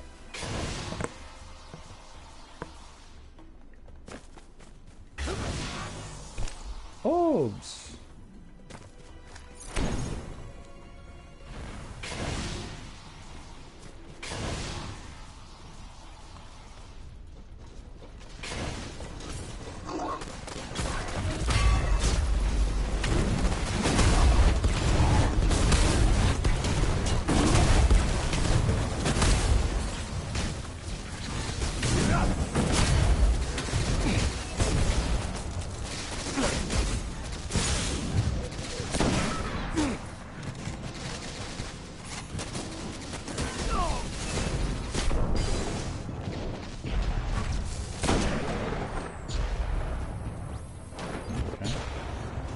So these ones have been neutralized. Where's the target?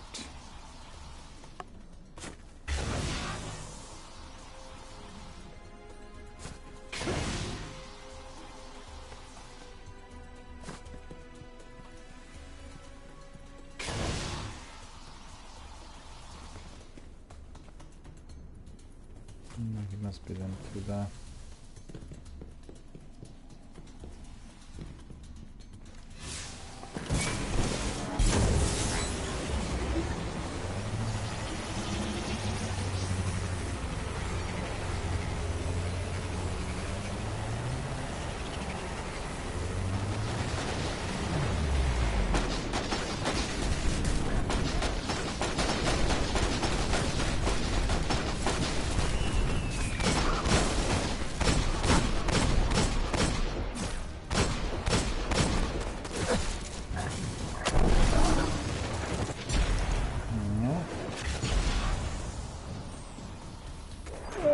The enemy.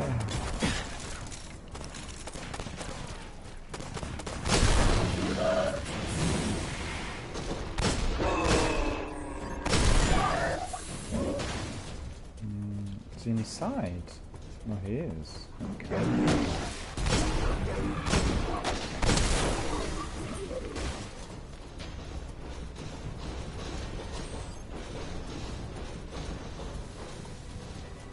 He is inside, hiding. Look at him, crafty.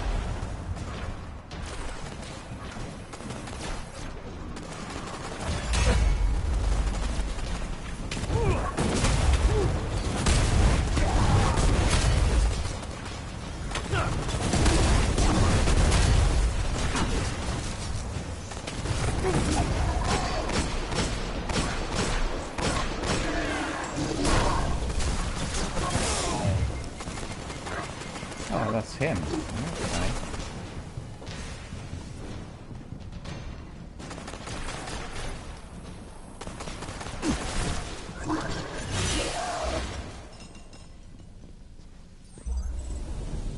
And that is why we do this.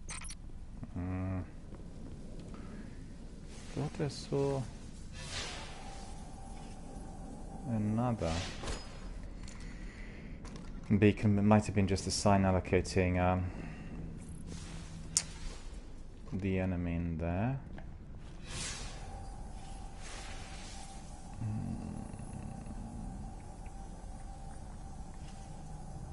Still one more to go. Don't believe it. It's too bad.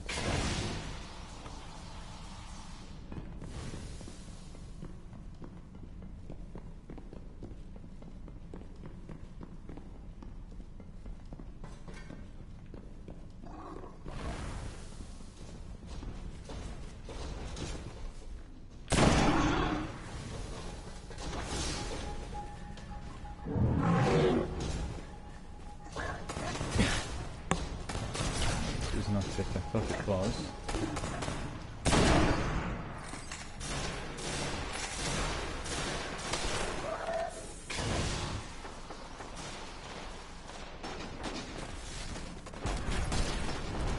Still one more to go.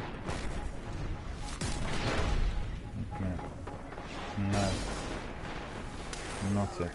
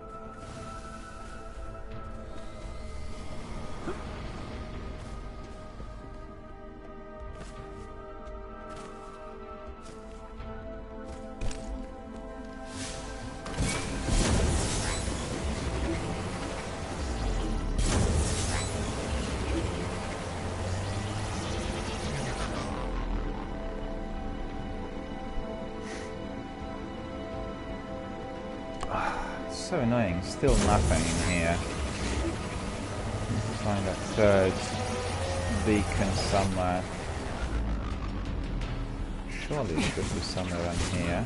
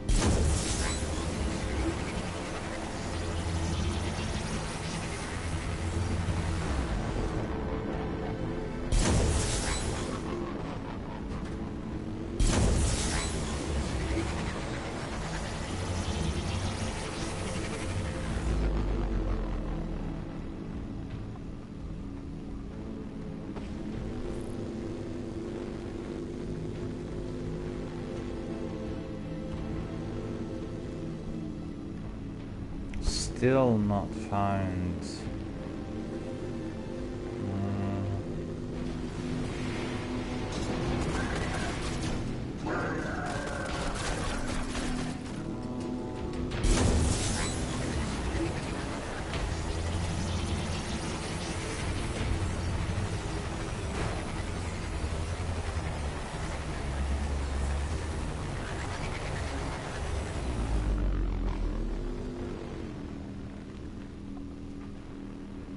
No? Found one.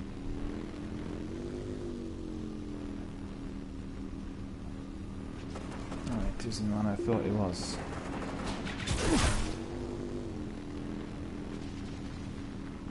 I thought it was, but actually it was not.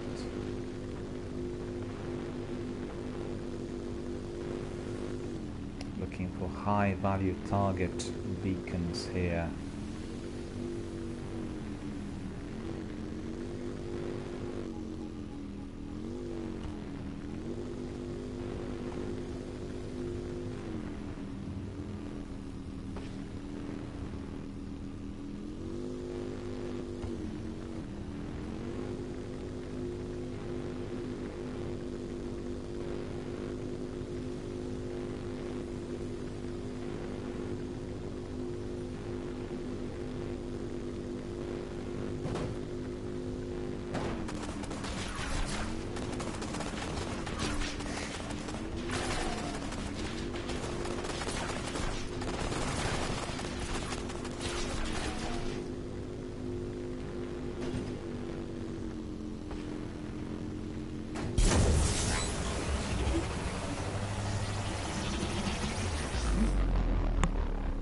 Okay, this isn't that.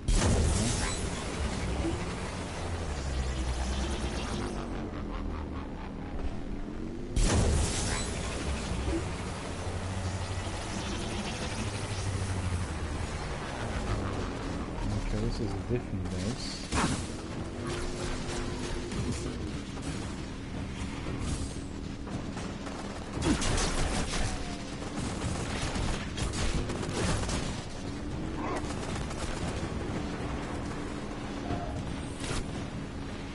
Not yet.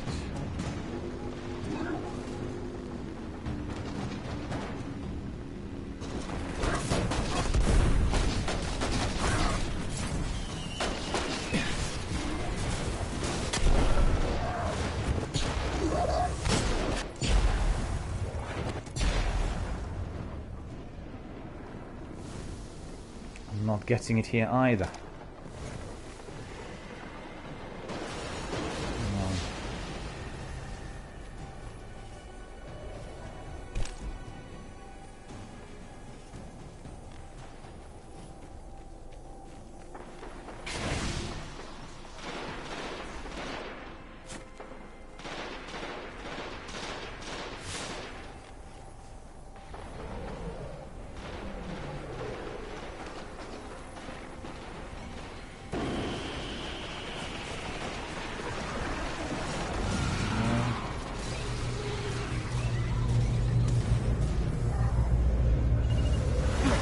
Look out!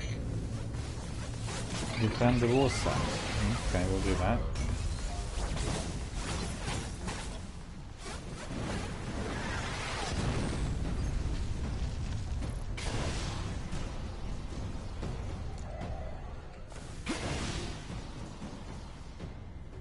This could be bad. Okay. Let's see what we are going to get. Well, I guess this is important too.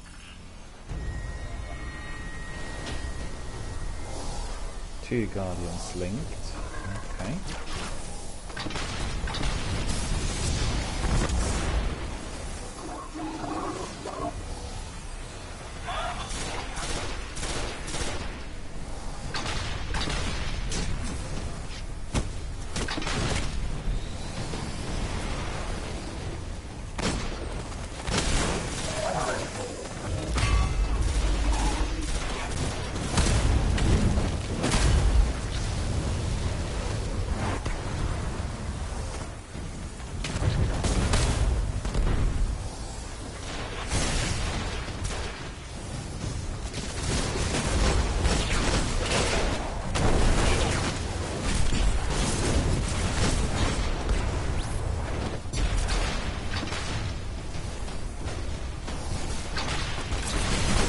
someone else in there, okay.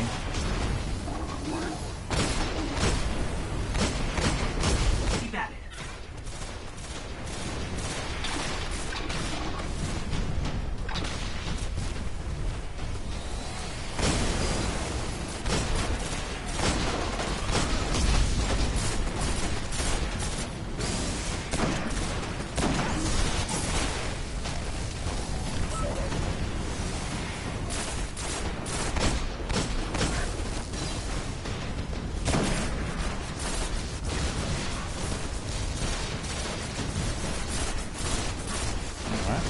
Good.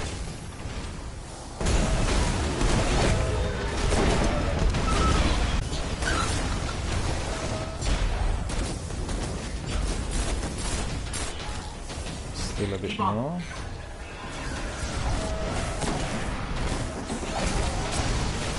Just a little more.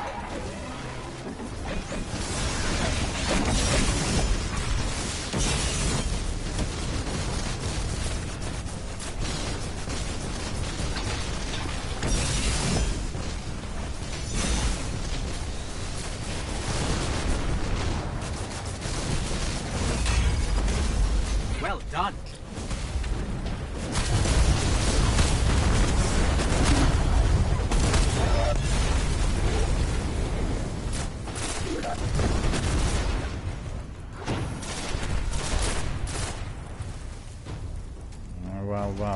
Well done, but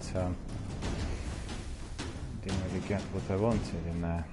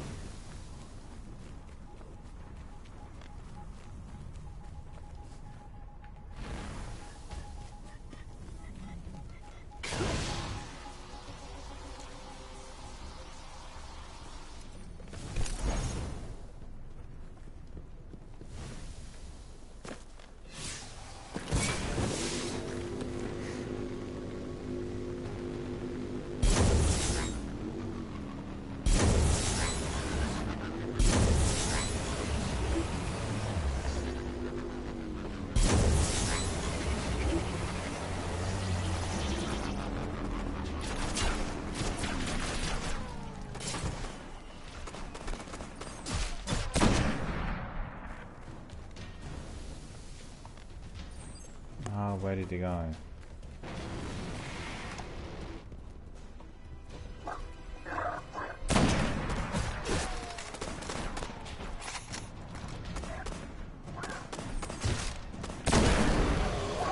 think that's too far.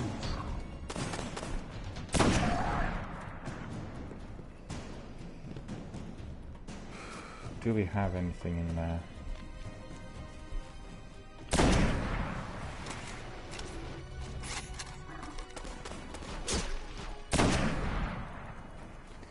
Black spindle could be used in there as well. I was not using black spindles so far, but there you go. That's because I'm using my other exotic, you know, which is my sword. It's a bit tricky.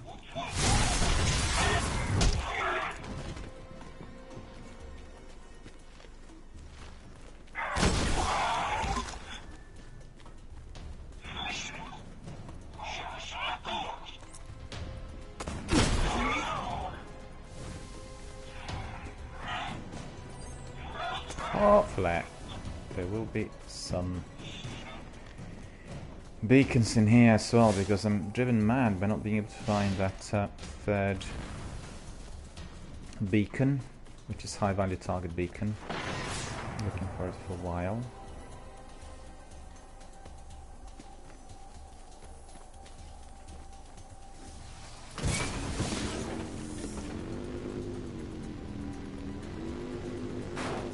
Did you see that? Someone invisible running.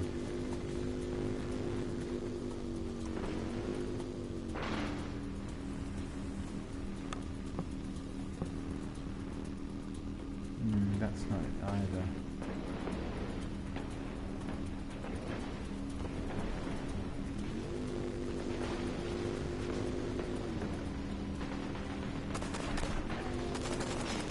Not even 3 of these in here.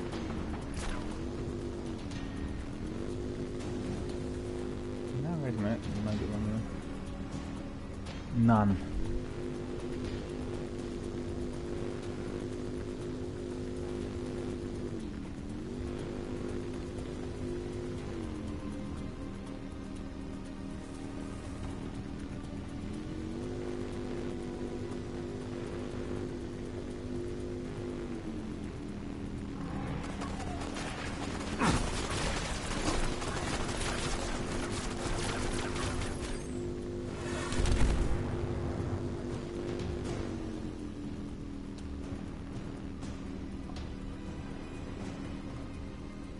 All 3 of these were there. These are not useful. These are not the patrols you want to see here.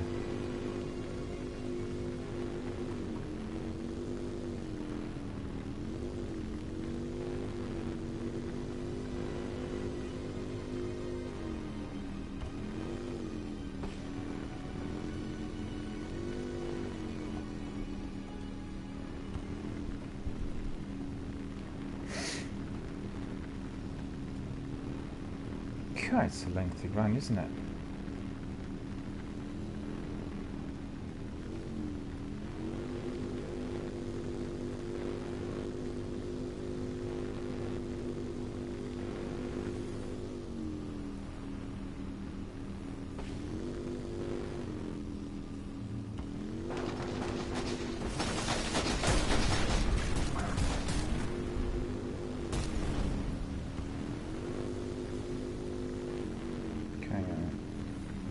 Here.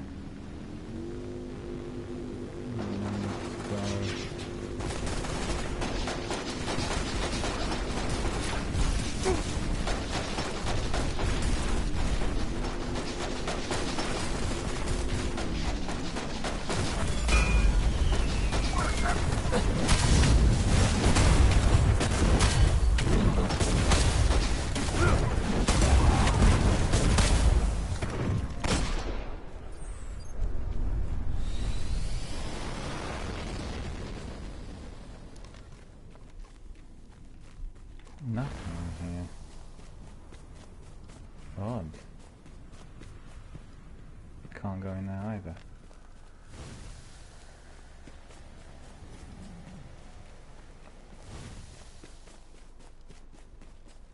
Don't want to go back really.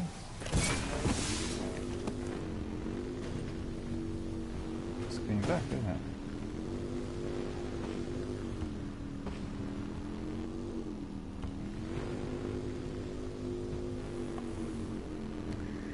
Back to orbit, and then hopefully we'll get the 3rd one right at the beginning, because this is just maddening. I've been walking around there for quite a while and I'm just not getting anywhere, so what's going on?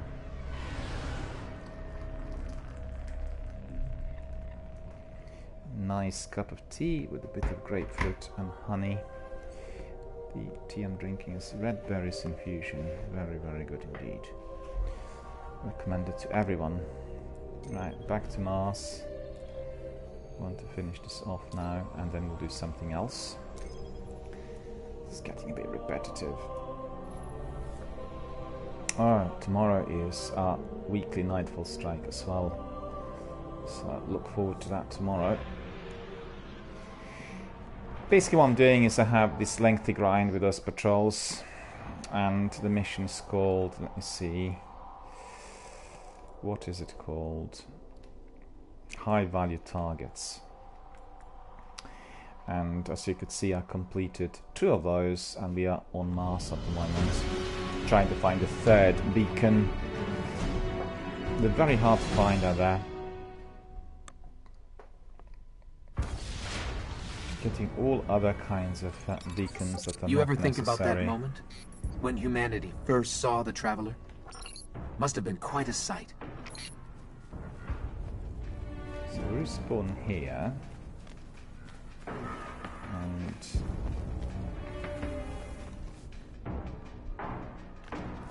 that's not the one we want.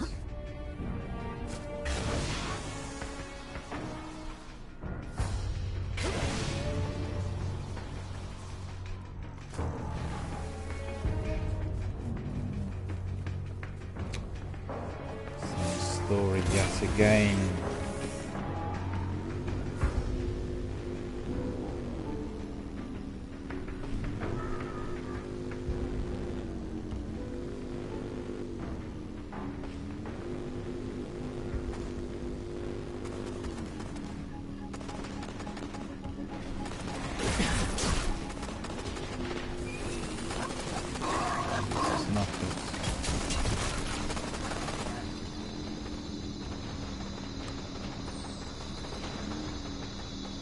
There's one there. Spot it. Okay. So we'll go there. 28 meters, so must be just down below here.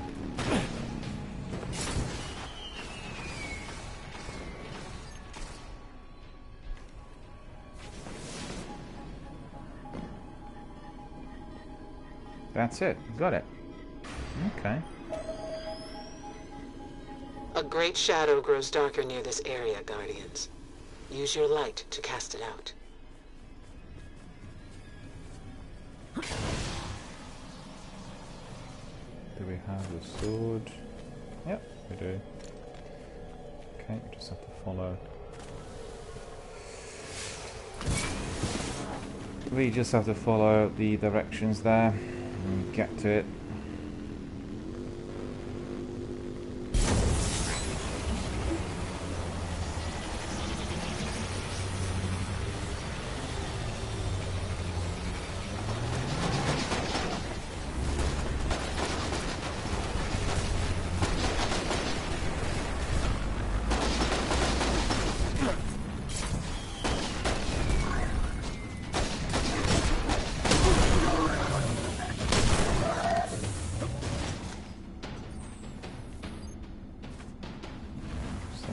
Back in there.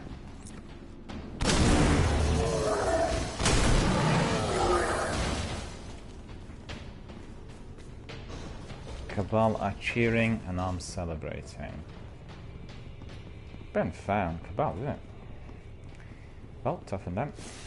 What can I do? Such is life. Target is there. Okay, it's there.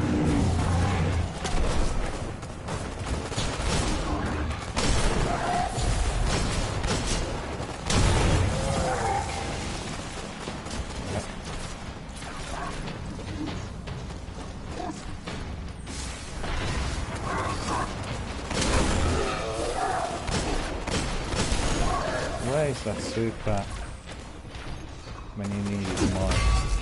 Okay, there.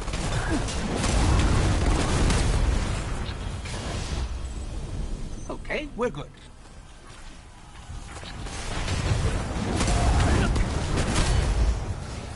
Super does it. Alright, so that means we have completed all 3 on Mars. Let's see. Yep, that's right. We have then 1 per day is long enough, you know. Venus and Moon are also for this one. Lay of the Land is the next one I think that we'll do. So let me quickly have a look. Lay of the Land. Go back to orbit. And then we'll look at this new quest. But mind you, probably a good idea to go back to Tower, because we want to see what goodies we acquired Looks like we have some interesting engrams, even some exotic engrams, so that's pretty good. Okay, so that's good. Let's look at the progress. Quests, we completed 3 bounties as well, which is good. What's this one? Oh, that's for strikes, okay. High value targets. Low show strength. Arcan Forge victories. That's a possibility as well.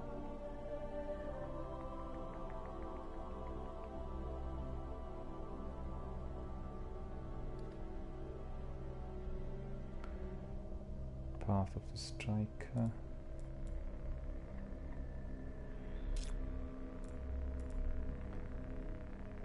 Age of Triumph.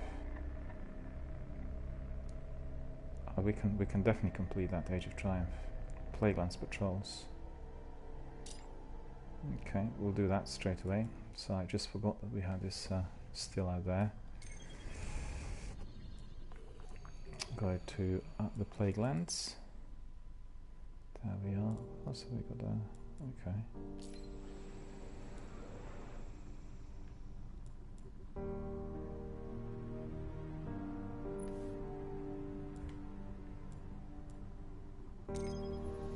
There we are.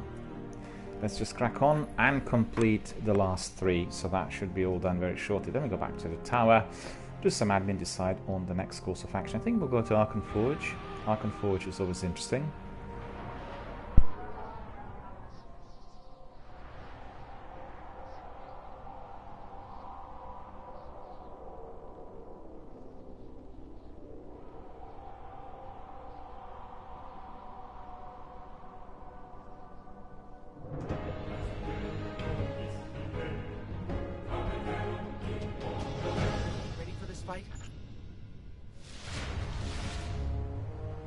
All patrol beacons are active.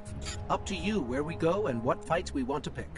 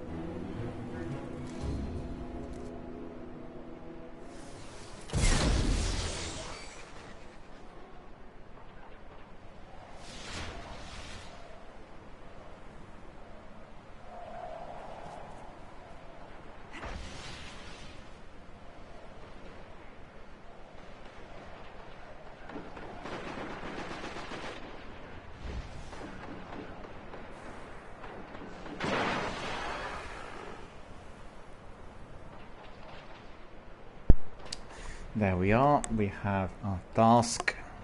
The task is to complete 3 patrols in here, so we'll just race through this and get our score.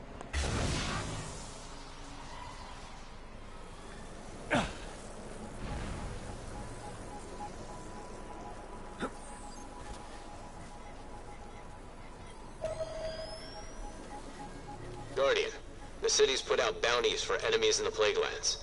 Clear some hostiles to even the odds.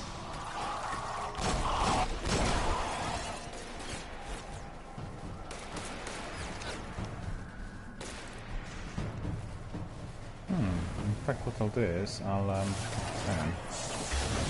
Want to use my Monte Carlo.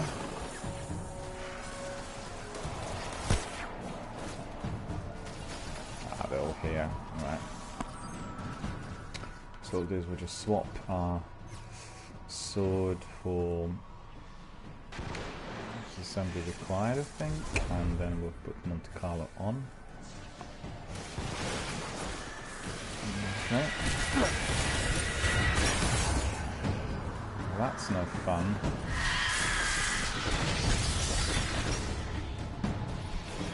Where is it?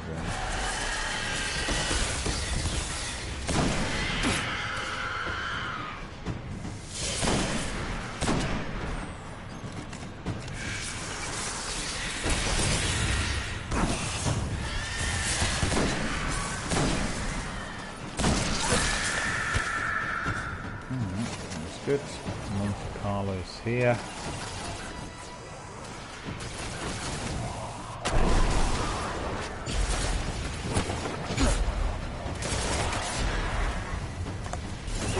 Testing this new automatic weapon that I got from Zer.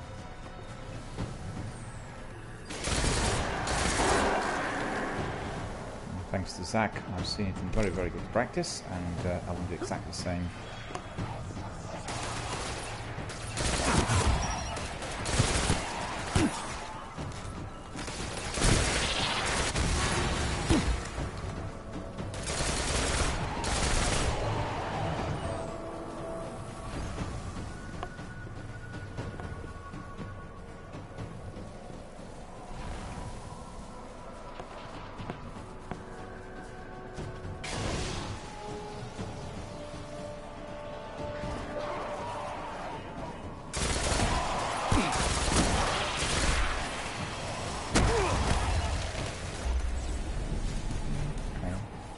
Updating Shiro.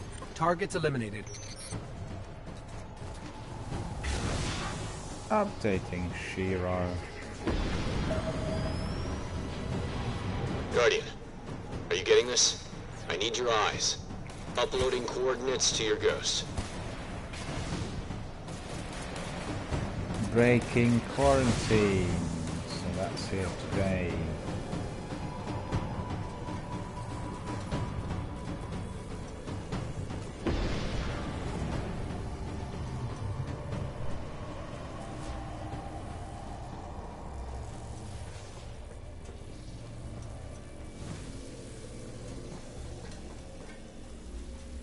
Jerry's asking, is this Monte Carlo? Yes, it is. Excuse me for this, I couldn't really...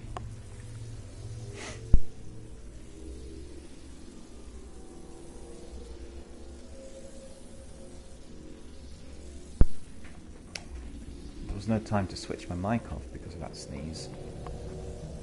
Yeah, I just purchased it from Zer. Because I've seen Zach use Monte Carlo quite a bit, and I really liked it. I just need to sort of update the weapon to the top strength, and then I've gone out now instead of going in. Does the business, yeah. It's very, very good for suppress fire and for, you know, all other kinds of things.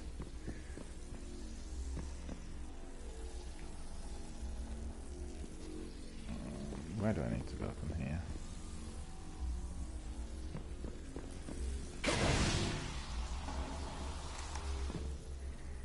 Jerry says Monte Carlo is a beast. Yeah, it's worked very well with low-grade enemies. They take like 3 rounds and they're gone. So really quite good. But I think if you're doing a tactical team of 3, or maybe it's even quite good in raids as well, very good for suppress fire, you know.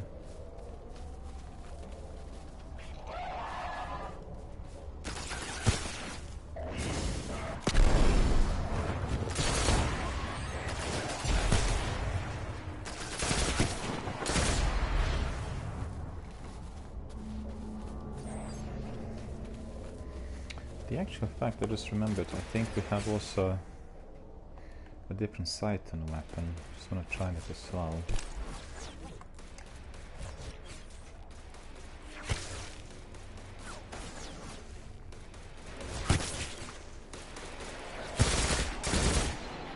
No, the other one was better. You can tell straight away.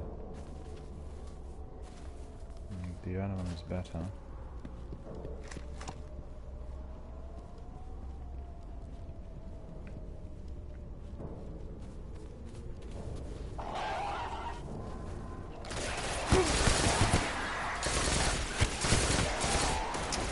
Yeah, this one has a bit more recoil.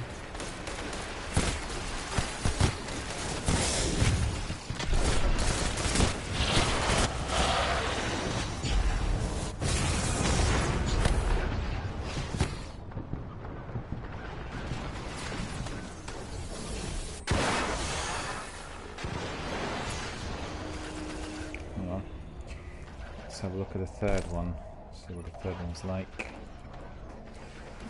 CQB ballistics. That should be close quarter battle.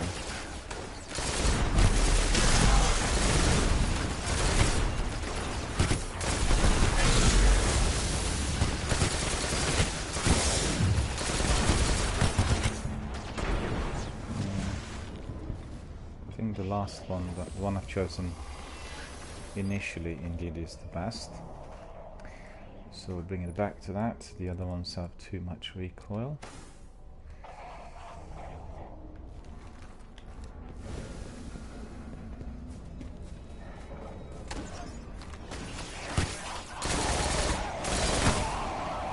Yeah, definitely.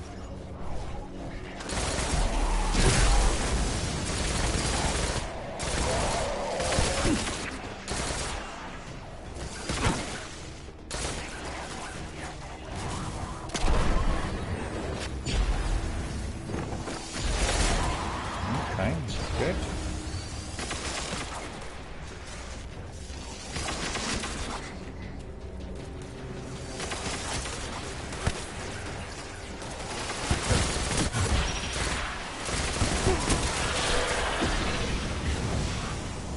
Intel collected.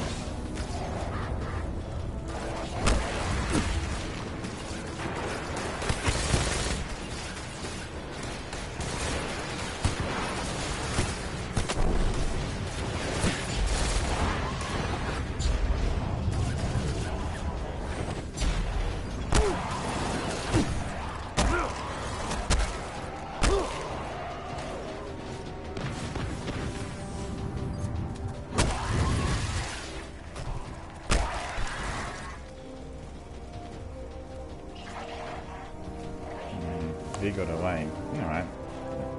Let him be. What we do want is intel.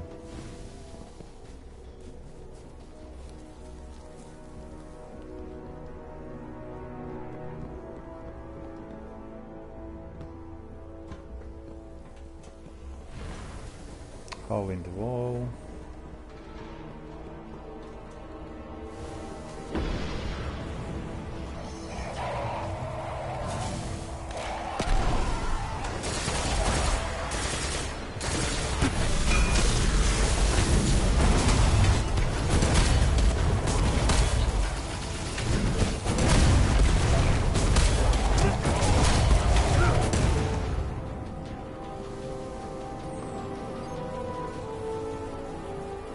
Where's intel?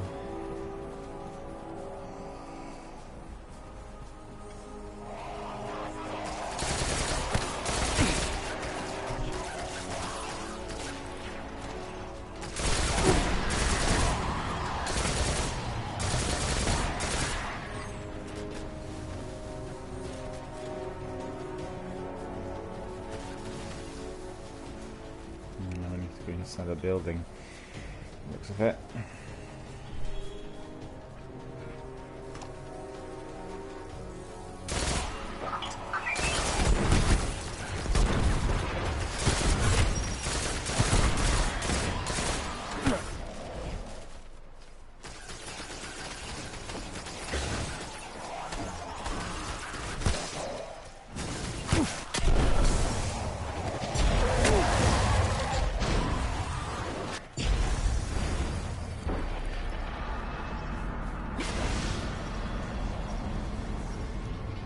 Here. Okay.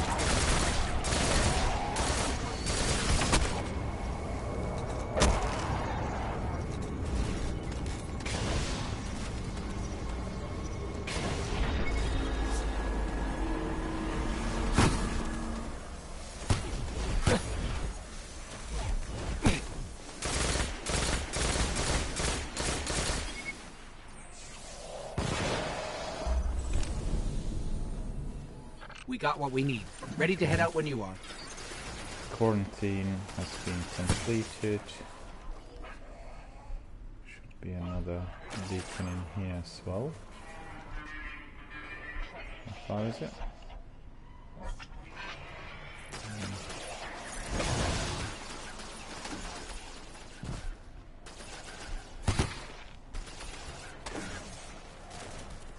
Must be inside.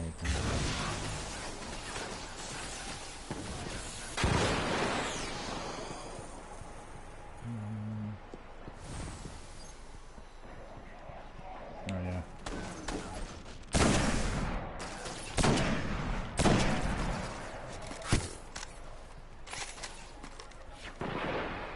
You know what? I'll actually equip my black spindle. Try my black spindle as well.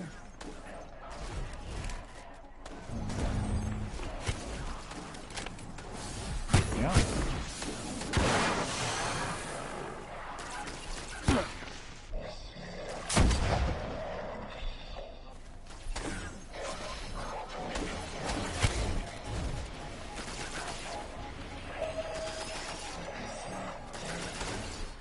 A splicer machine priest has kicked off a ritual near you. Find the ritual site and drop the priest.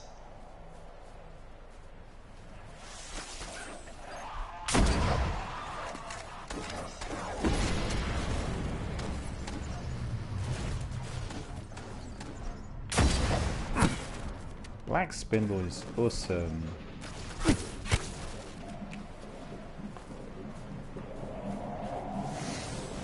I don't like these guys in there, so we'll make sure that they're neutralized. What is going on in here?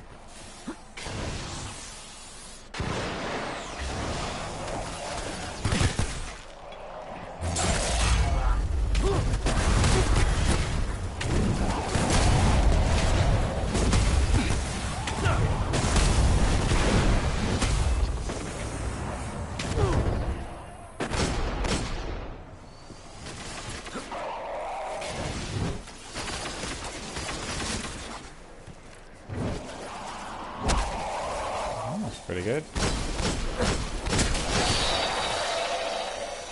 So he didn't buckle whilst we were both in the air.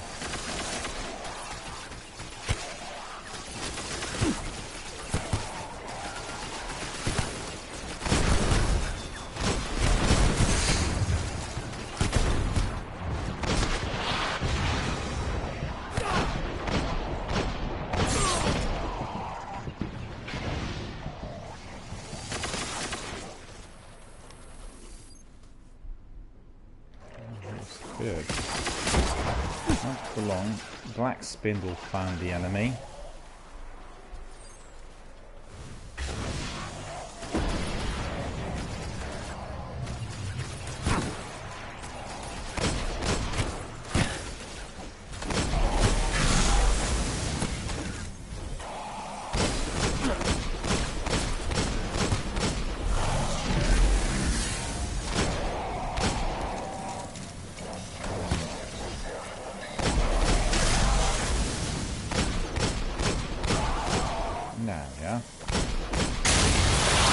Machine priest is down. Sending update to Shiro. Site clear. Ritual halted. Got it.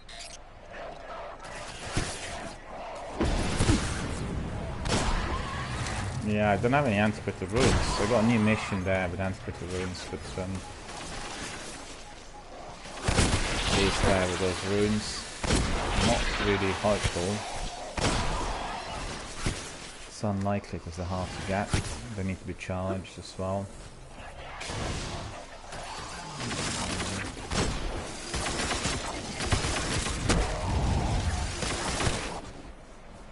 Okay.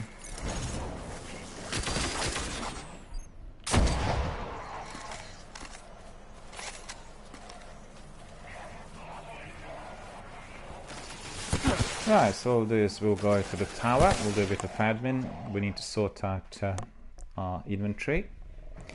So therefore, we need to look at the engrams. .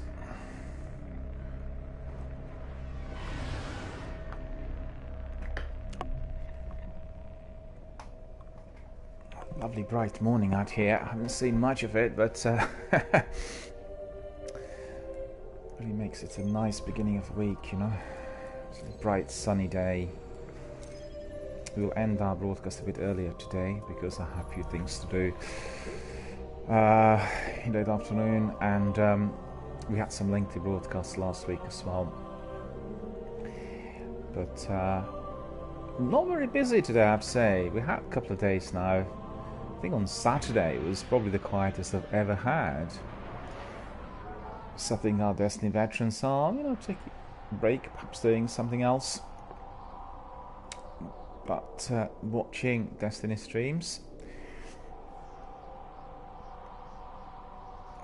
Just like I said early on, they said today, well, late in the week we'll get some really very, very high temperatures of 25, 26. And it's interesting to hear that in Dallas, Texas, where Jerry is, there's going to be the same temperature during the week.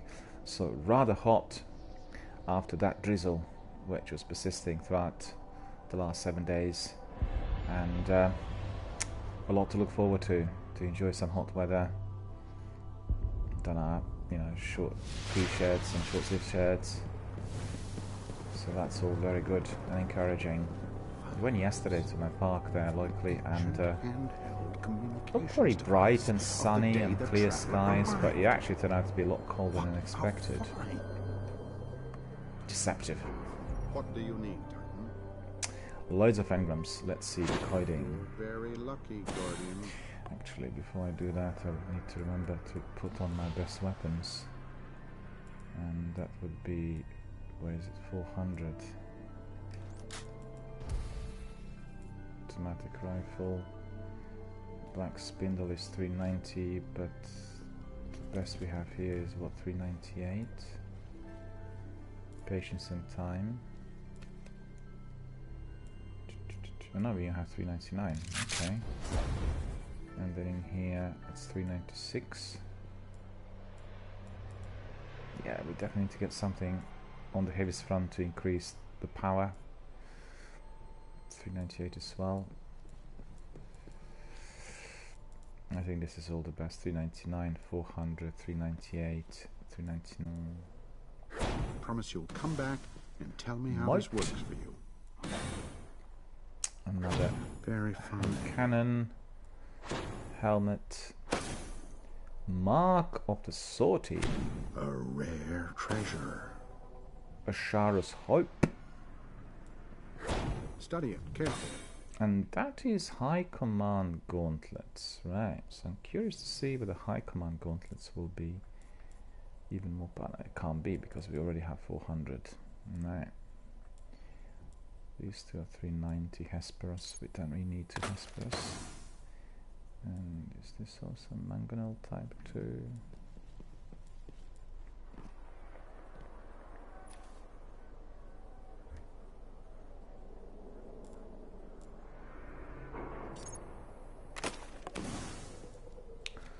High Command gauntlets. Okay, and that's 394. I don't really need that one either because I've got a bit more powerful one up there. Endling, Rakoguina type 2 as well. Jovian Guard. Jovian Guard's not bad. 398 in here. What's this? Hesperus 390. Twilight Garrison 397.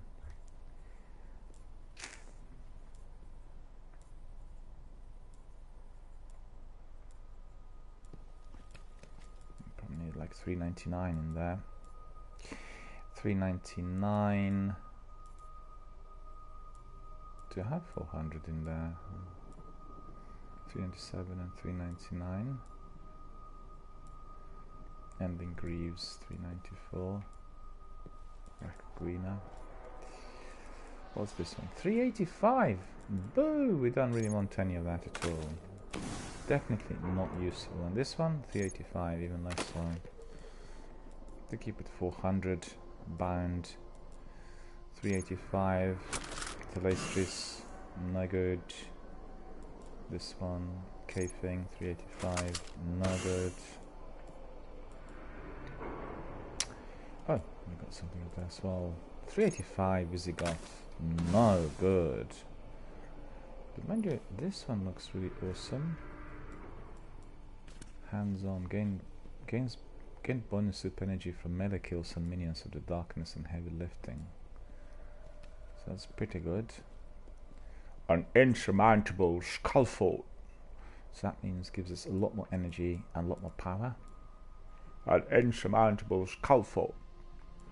Okay. An insurmountable skullfold. That one needs to be also enabled with perks and everything. That's 399. The trouble is I quite like exotics here, but I can't put many of them on. So you can have just one exotic at a time. Wow. Such is destiny. But you know, it'd be a bit too easy. We could just use all the best weapons at all times. The challenge. Wouldn't be as much fun. Underway. Splicer key we have. Okay. Done. Engram.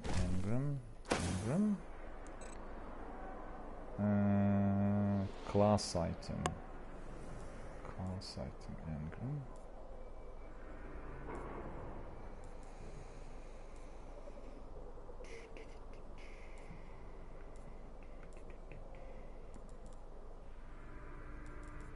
Yeah. Hang on. What's this? 399, 398. Cleaning almost complete, Guardian. Okay, we'll take this one as well. Done. All done. And is there anything else I can use? Just inside the Fury of the Devil's Splicers in Ark and Forge. Face the Splice onslaught led by Ruthless Dragon Hans Perceiver. Augmentation. So that, and I can put this on a bit later, I think. Not sure how long it will last. Kingdom says follow for follow. Well, the answer is no, sir. We don't do that sort of thing here. So I'm afraid I cannot help. Following is obviously of free volition. People will choose whom to follow as they please. And as this is a pro broadcasting channel, we are generating many members of our Destiny community from the veterans and people who work with the game from its beta testing days. Therefore, it is quite a niche community of hardcore Destiny and other video gaming veterans. Skeleton key we've got here, it is going to be useful for our Heroic Strikes, and we'll have right, trying to work out what to use because we need that key for Ark and Forge. That's troubling. Agonarch rune. Cleaning almost complete, Guardian.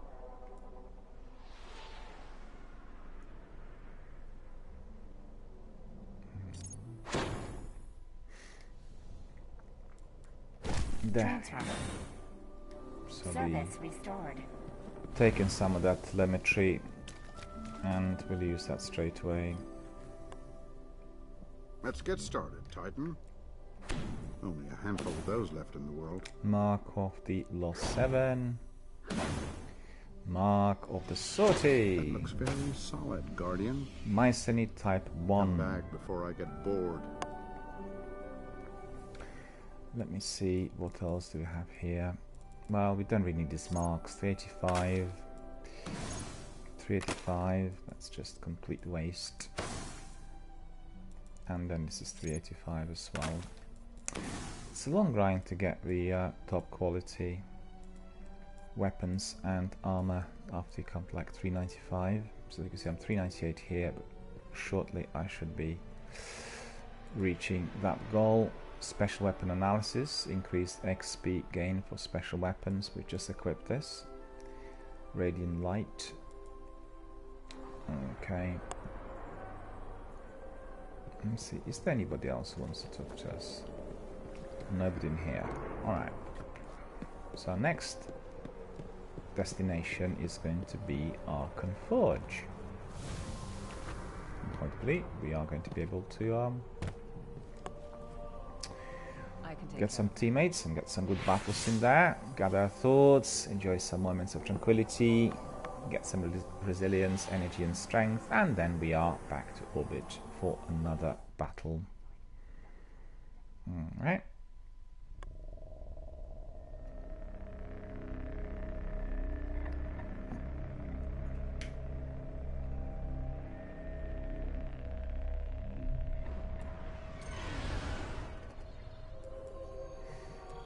Old Russia on Earth, Plague Lands, let me just see.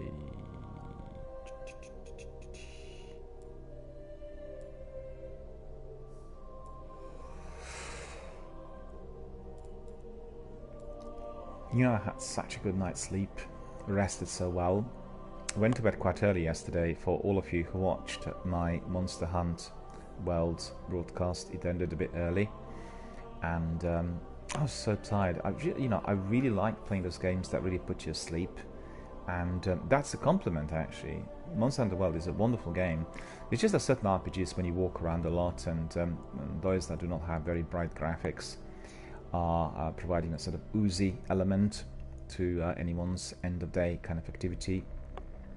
I really appreciate it, and I absolutely love the game. It's really adorable. I just had to work out how to use the inventory and all the special powers and everything. Very, very complex. But I guess it'll come in due course. Also, just to tell everyone here, we are doing a bit of promotion for that special offer given by Capcom. Monster Hunter World is available on PlayStation 4 for free trial for 10 days. Also, you have another special offer on the game if you wanted to buy it at the end of that trial, and it's for $15.99, which is a really a good bargain considering it's a fairly new game. It's been out for about less than a year, well, just a bit over a year, and obviously it does have a huge number of followers, very good community, and everyone who loves fantasy-based games like Final Fantasy and Horizon Zero Dawn are definitely there in that community. And so far so good. We had lots of people coming in, and had a wonderful, enjoyable, rewarding, encouraging, enlightening gameplay experience. So right, that is going to be again maybe tonight. Maybe we'll do a short Monster Hunter World, because I want to have continuity every single day with it during the trial. So that's the idea. And we need to go to Archon Forge. We have several things to do in there. In fact, our next quest is what's this? Shining a Light. Kill champions summoned by antiquated runes in the Court of Oryx, or perfect the champions in Archon Forge. Okay, so we can do either. We can go to Archon Forge, do two of those at once. And we have also... No, it's here, isn't it? No? Yeah, it is, yeah. Human vs. Machine. Archon Forge victories, Archon Forge boon earned. So, completing then in Archon Forge. So that is definitely the next step. A twofold quest, really. Look forward to that as well. Okay. The Plague Lands were quarantined for a long time, but now it's open season. Where do you want to go? I've just seen a message from Jerry. Jerry said, "Have a good day. I'll catch you tomorrow." Thank you, Jerry, for joining us. Thank you very much for being here with us today, watching our broadcast. It's been a bit of a quiet community day, but really appreciate all of our regulars and veterans coming here every single day to say hello. We had already Jerry and Zach in here, so thank you guys for joining us. I think Deploy Man would like to come in a bit later, and Captain Jack wants to wake up. And let me just think, what do I need here?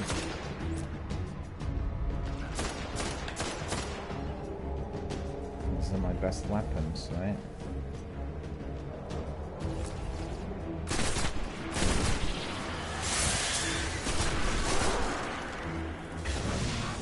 Very mighty rifle. And the rifle is called... does not bow.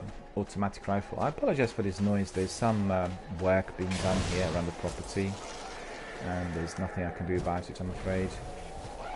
Please bear with us until that subsides or indeed disappears. I need to play my game standing because otherwise it is a completely different experience for me. I actually invite everyone to do the same if you're doing it on consoles. It's much more enjoyable because when you're doing something pacey, you can jump around a bit, and you never are really kind of static in your chair, and therefore more mobile and more able. If I'm seated for a while, I get pains, you know, my back, my neck.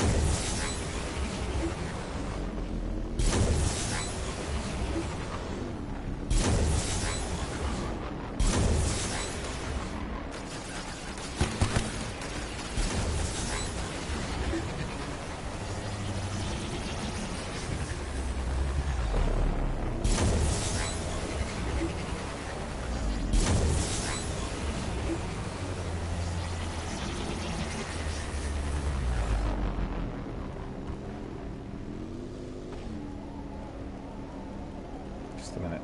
Just want to see the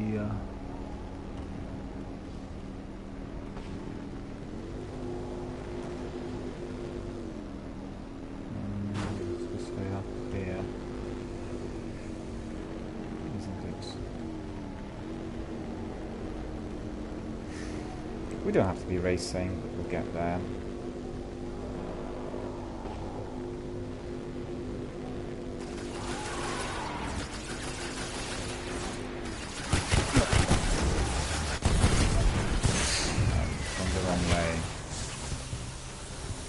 Absolutely go away there.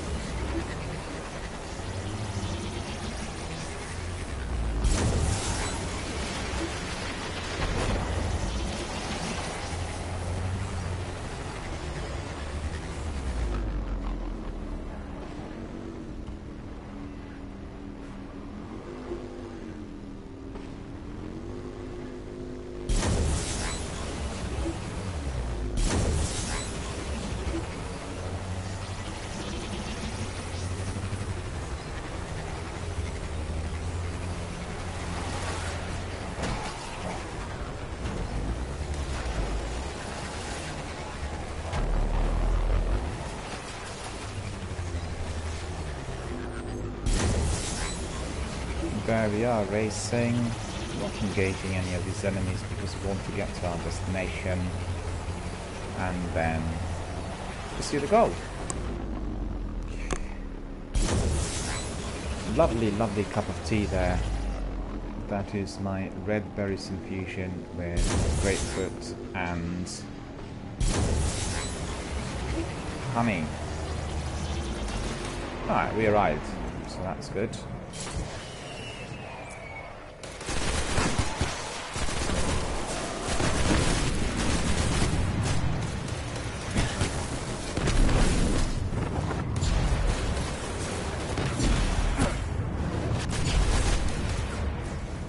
Actually, I need to change my equipment a bit.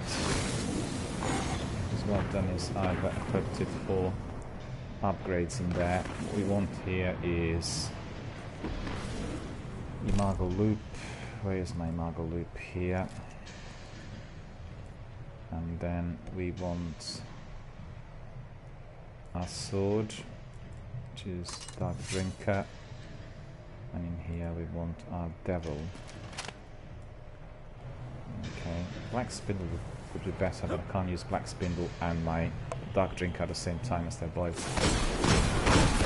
exotics, and you know, like here for instance. Destroyed immediately. Makes a big difference. Well, Black Spindle will do exactly the same. Curious to see if there's anyone else there.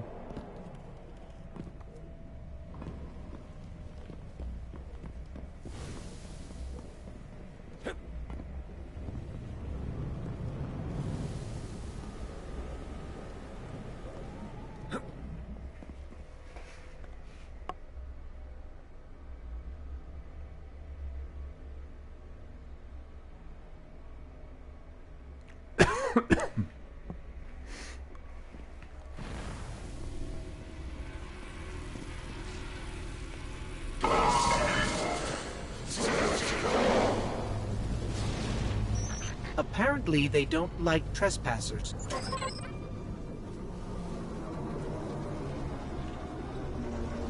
That is correct.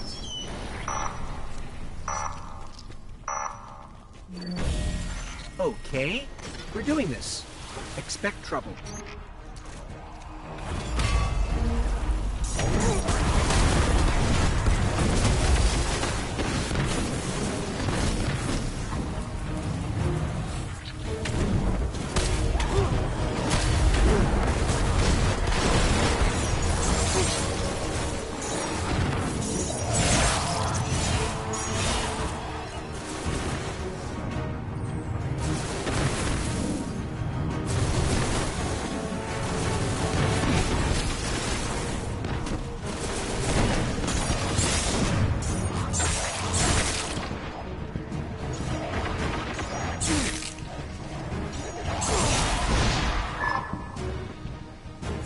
Fallen are trying to tempt us.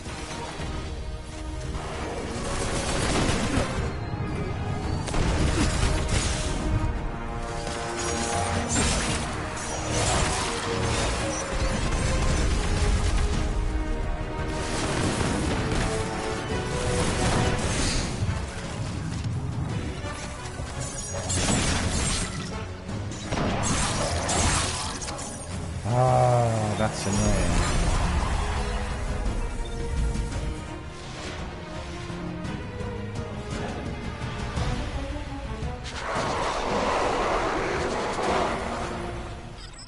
Splicers are clearly up for a fight.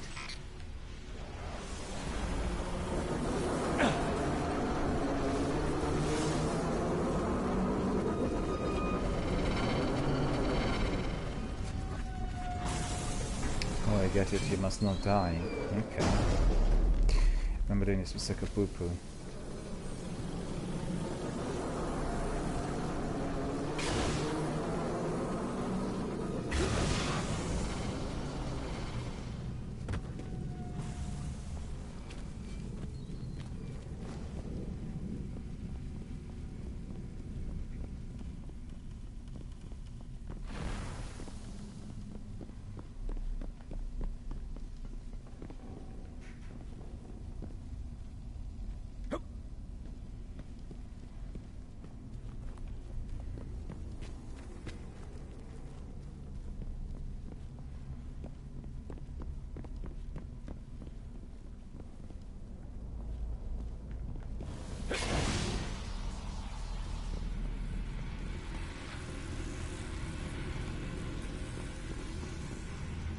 Don't have any silver offerings by the looks of it.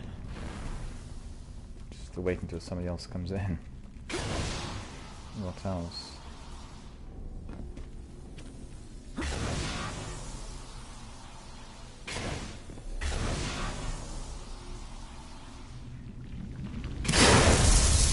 Well, that was not very clever.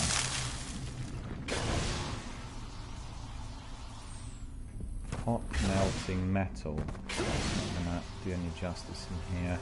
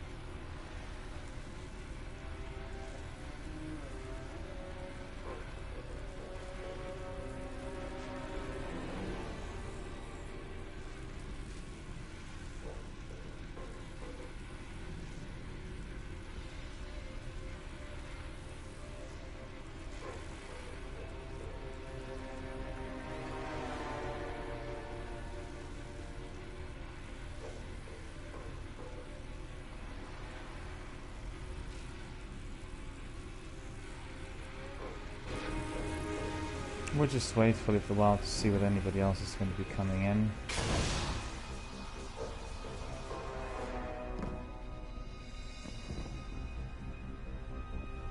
If not, we'll have to do some other activity. I thought this was going to be really easy and enjoyable, but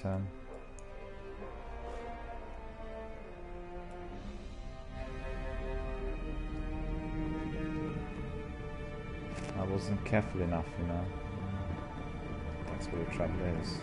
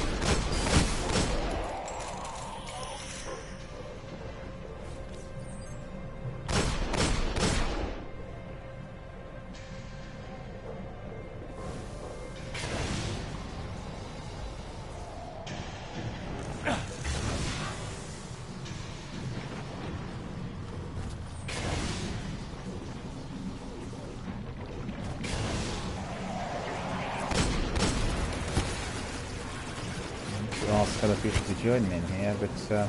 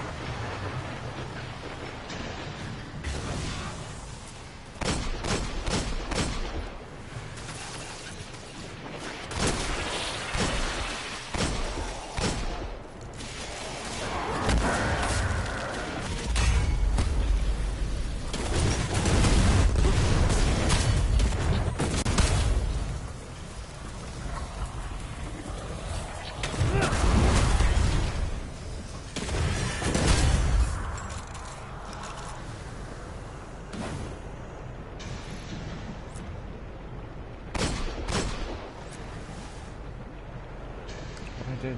Yeah, they didn't want to come in.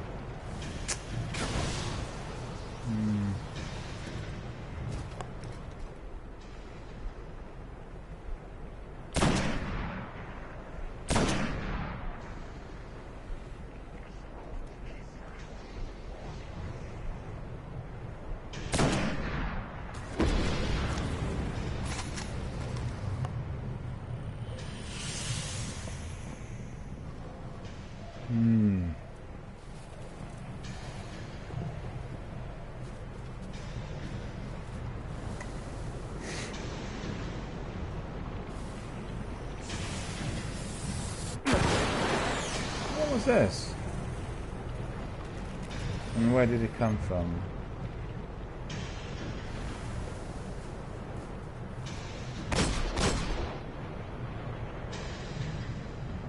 Nobody wants to join me here. I was hoping that one of these guys would.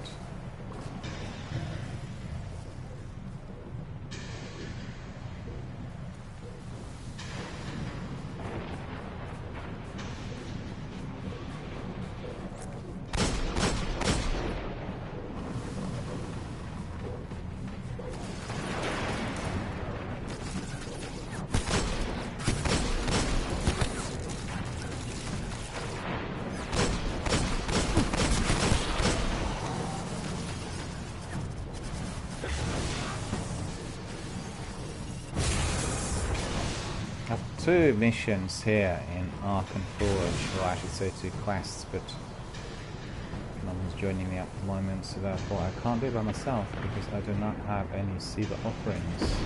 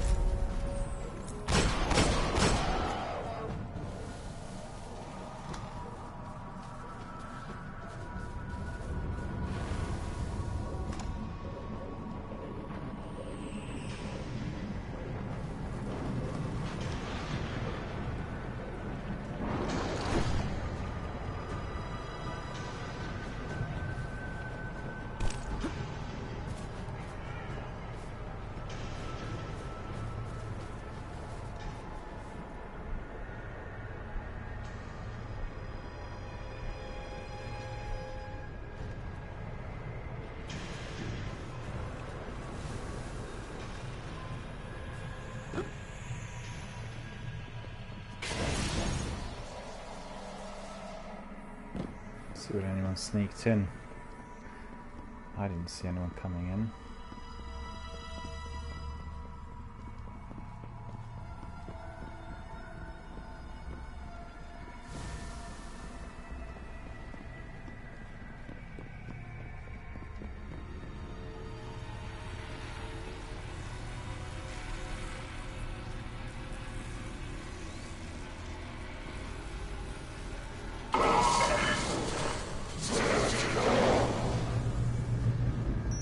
Apparently, they don't like trespassers. Well, I better be careful here.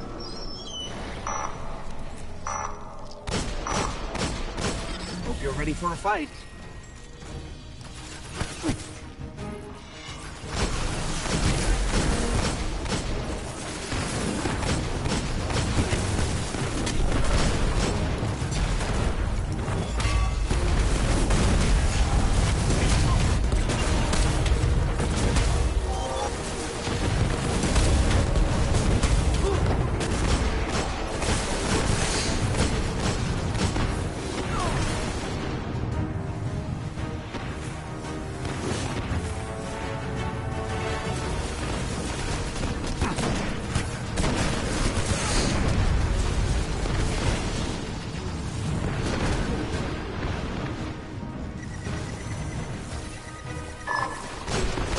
Heads up, the Fallen are up to something.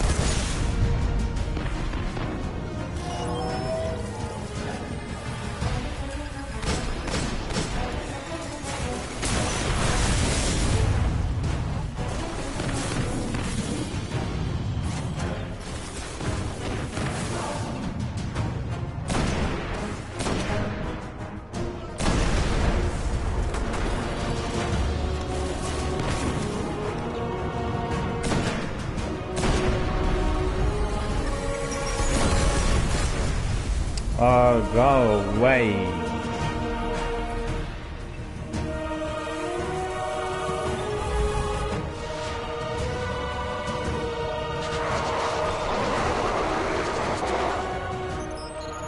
They really don't want us defiling this site.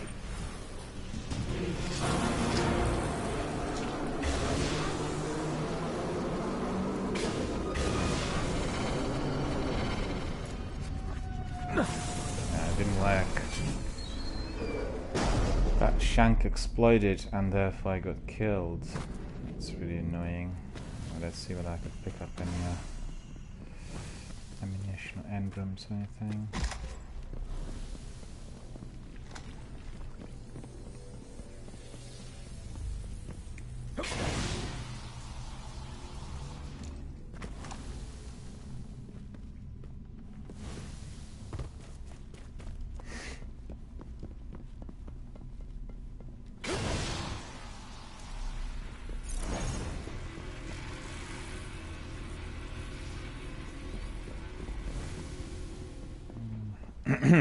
Going back to see whether anybody else wants to join me from there. If not, we'll go back and try to get access.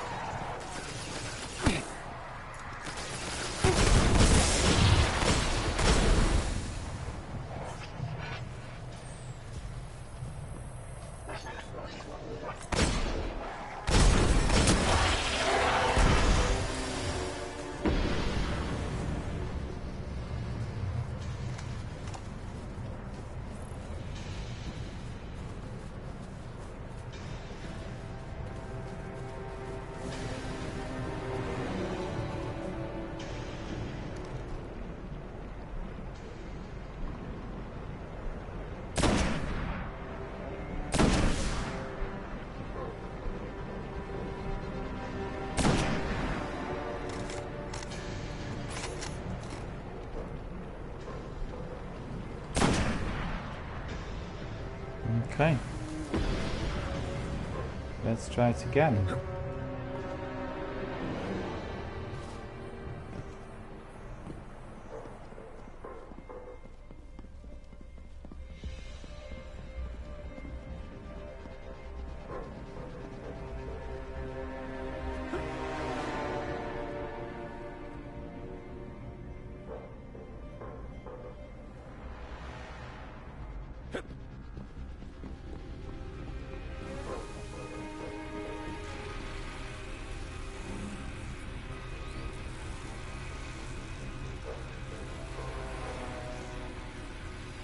Not allowing me to get back in.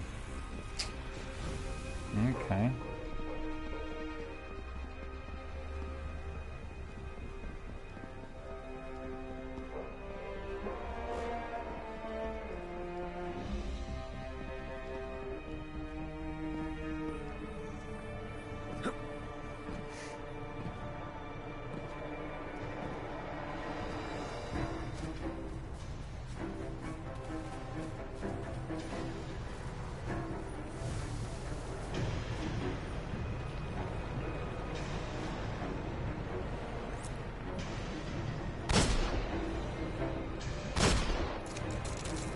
No chums in here.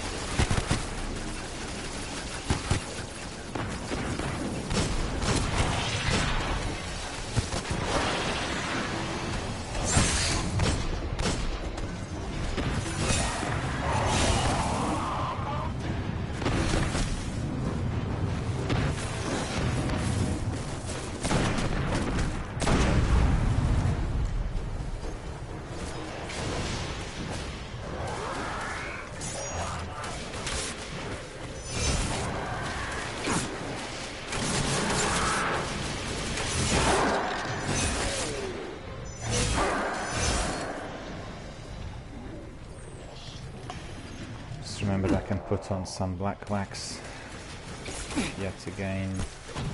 And also some heat seeds.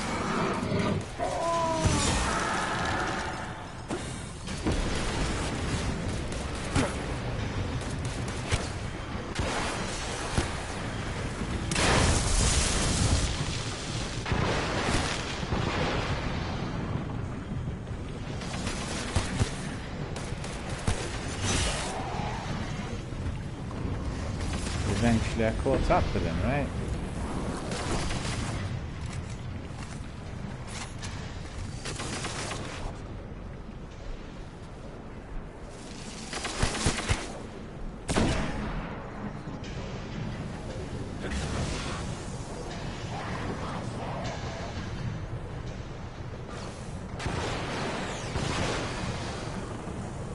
So where are they?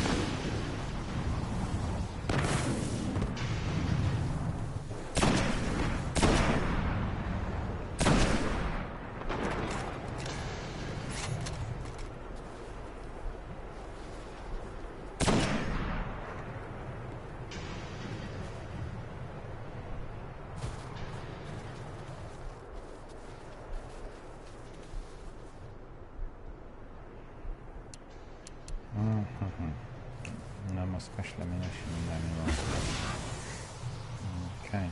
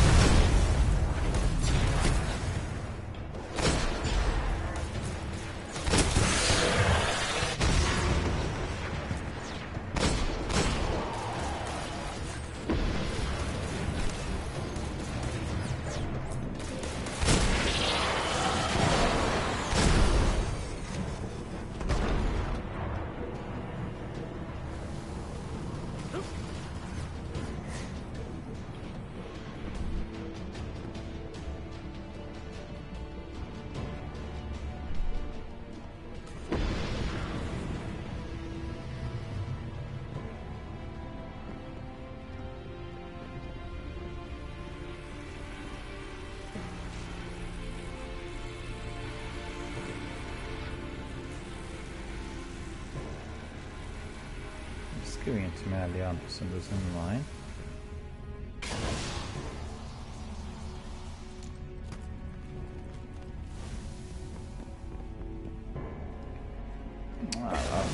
I'm not going to be able to do this by the looks of it.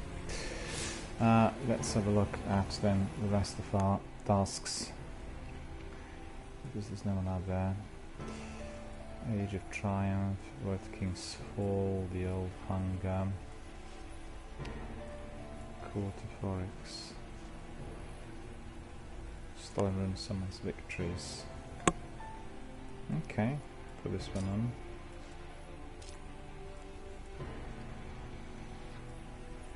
Show Strength. There was something else on Dreadnought, I did see it. High value targets.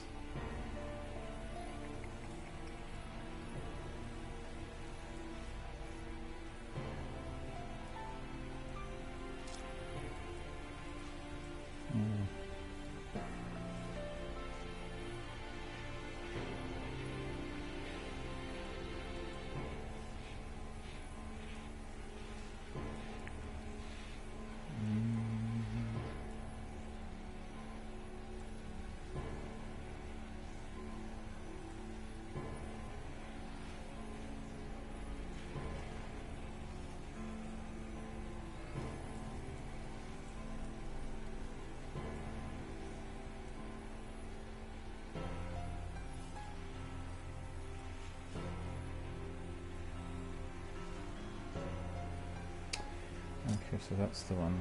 Okay. Completing primary precision and then also shining light, all of them got all that reputation, so that's pretty good.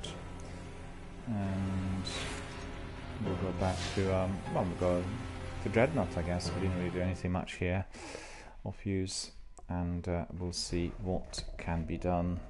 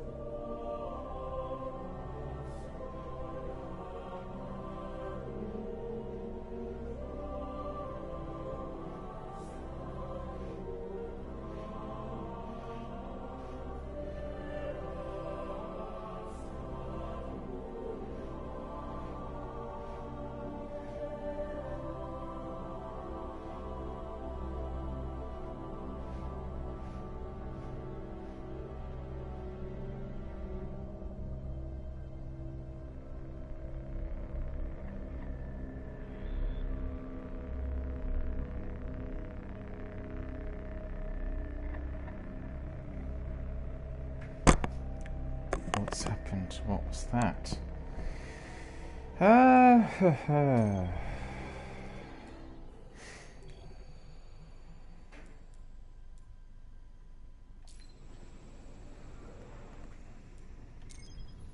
So we are going to be doing some tasks in that Court of Oryx, and I was doing this yesterday. I just wonder whether anybody is going to be there, because I need some stolen and antiquated runes, and unfortunately I don't have any. I think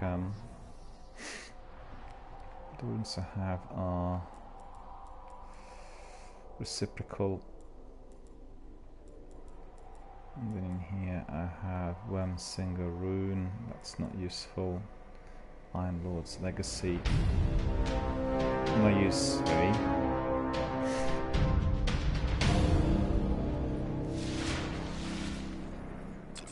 Let's get moving. This place isn't going to explore itself. Let's get moving.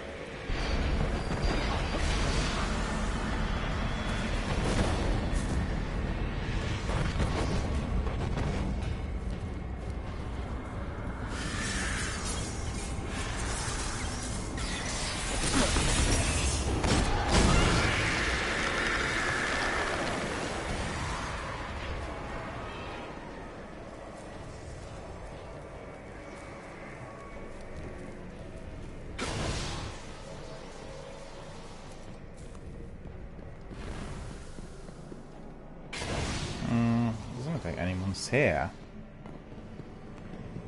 So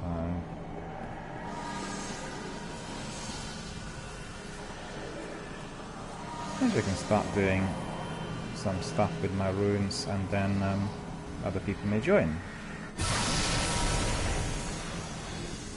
Excuse me.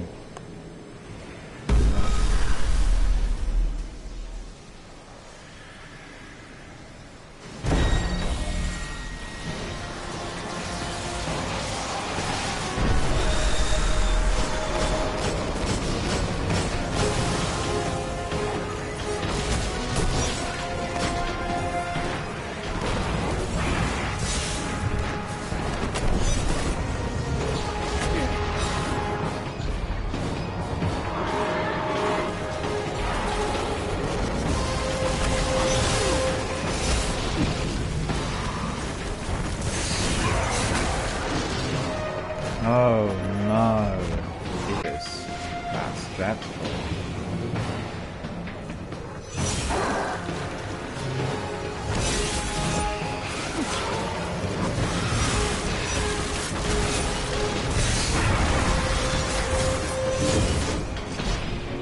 For the second time, I need to use my super on these guys. Thank you.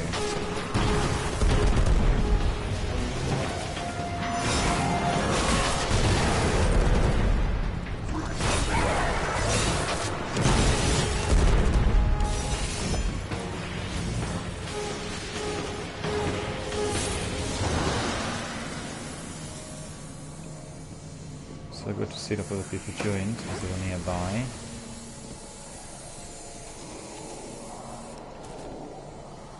Remember to put 3 of coins in there. Well, mind you, I did have one of them. National seeds, okay.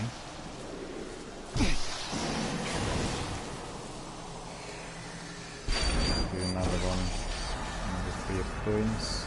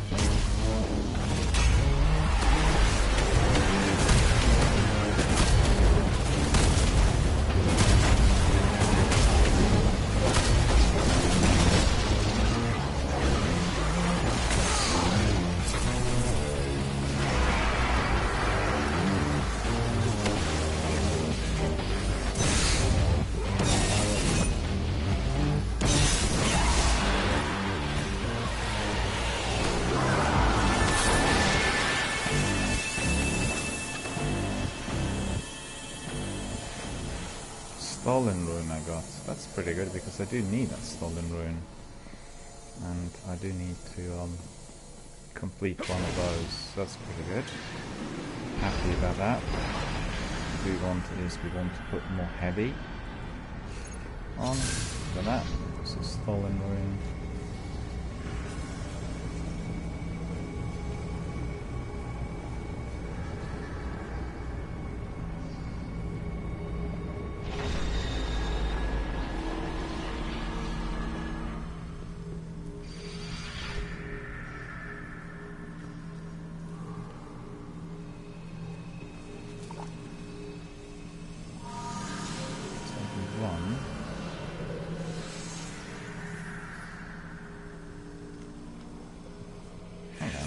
What a stolen rune. What's the trouble with it?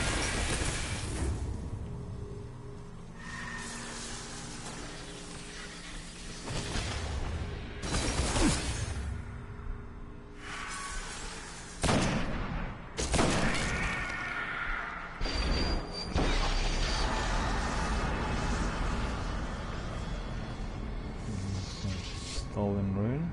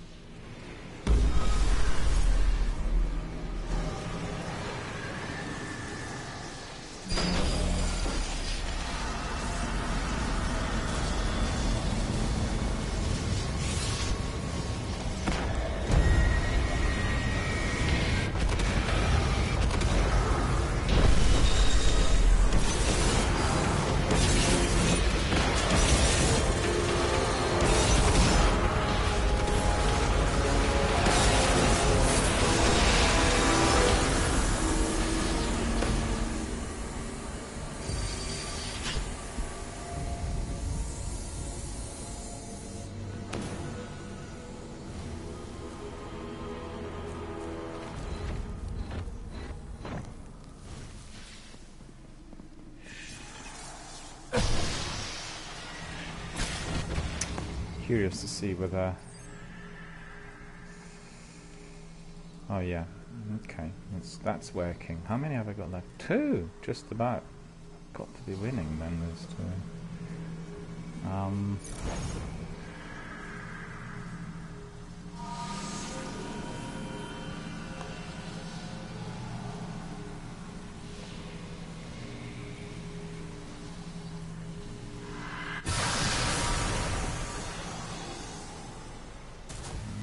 One ending in there. No, it wasn't.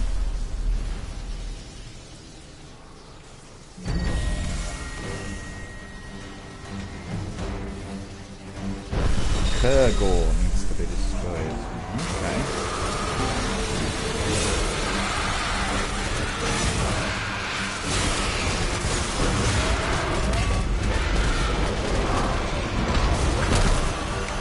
Go away.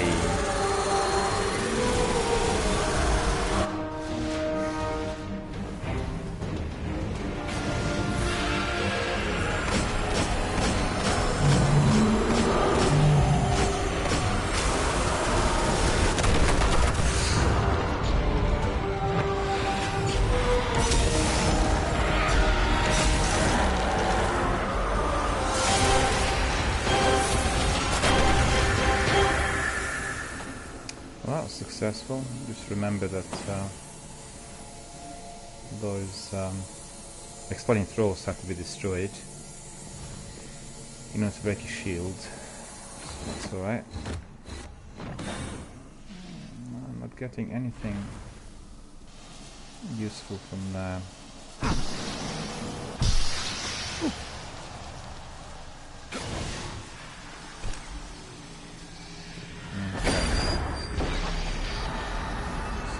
Back, and that should be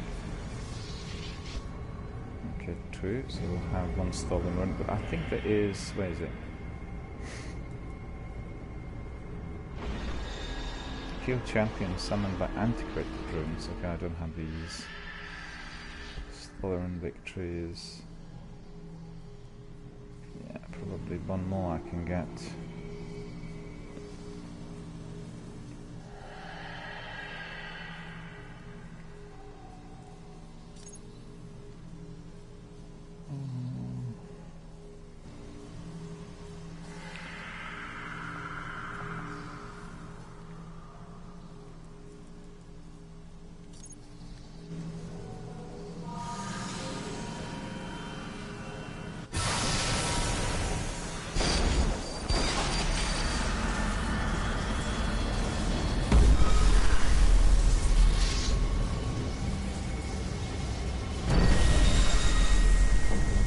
That is going to be difficult.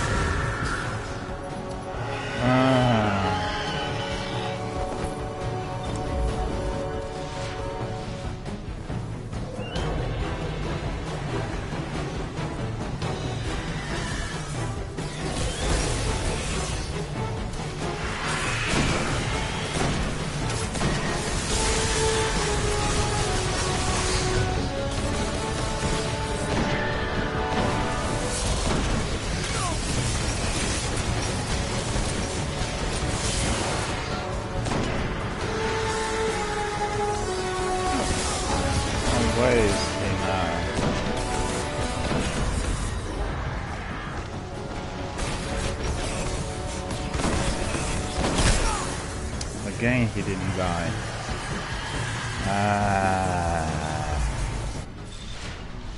Not passing it by the looks of it. Nah, failed. Didn't get it. It's a more difficult one than the other three. And then I didn't get the rune either. How many have I got? Reciprocal.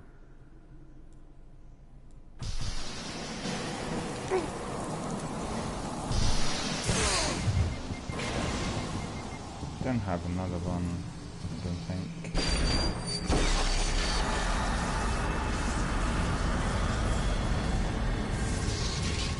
We want to get another one of those stolen victories, but that looks unlikely.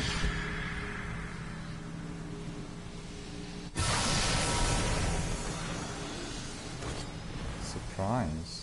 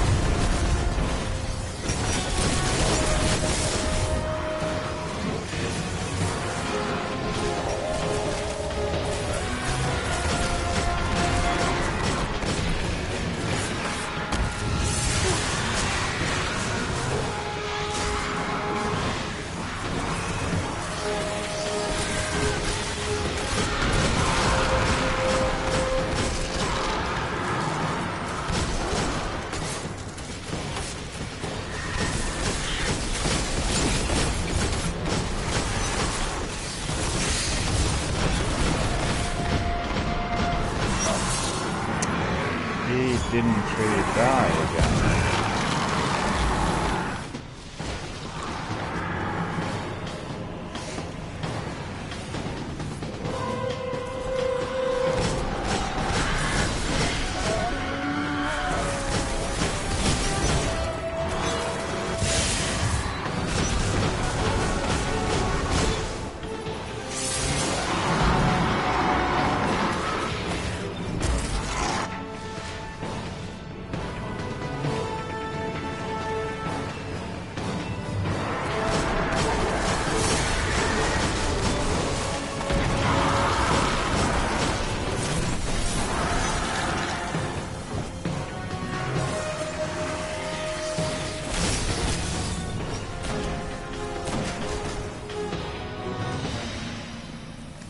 Oh, he didn't die.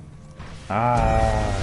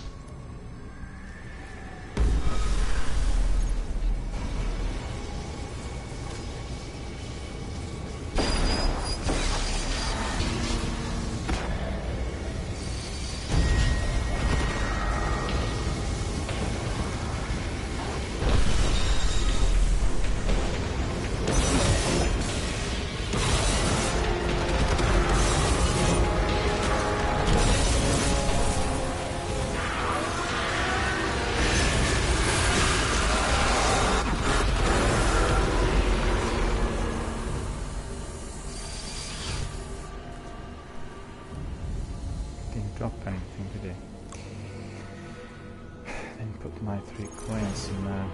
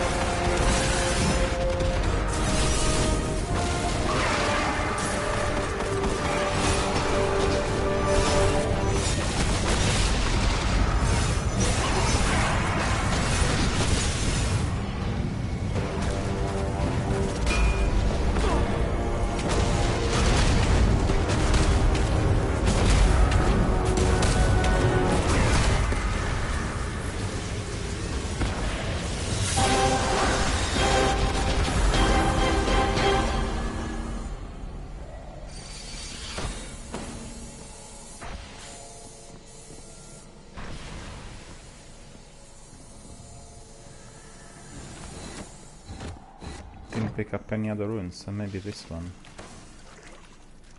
So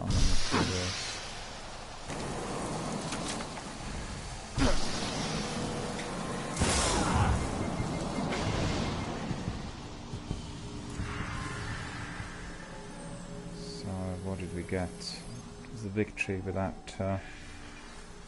stolen, I think. No, hang on.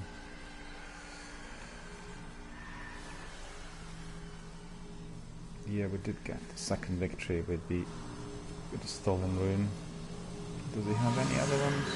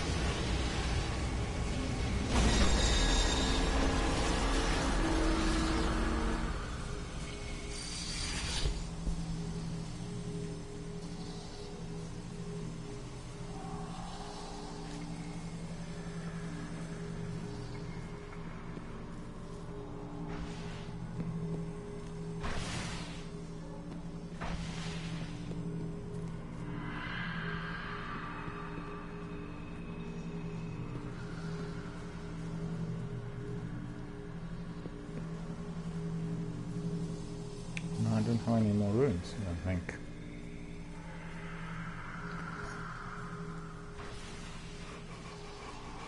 That's correct. None.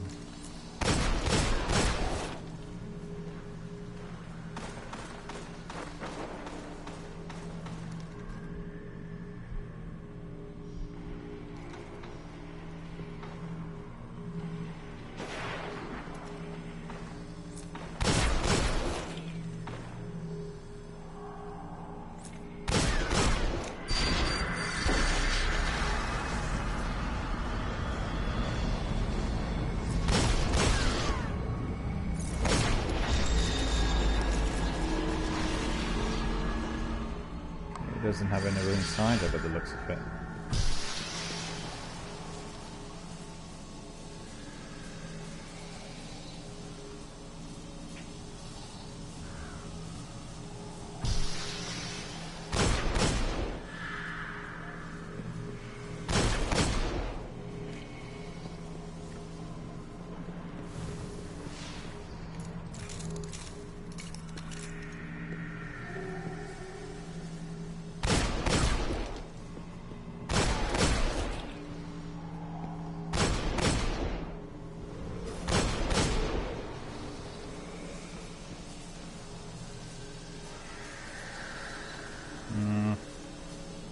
Come on, anyone else?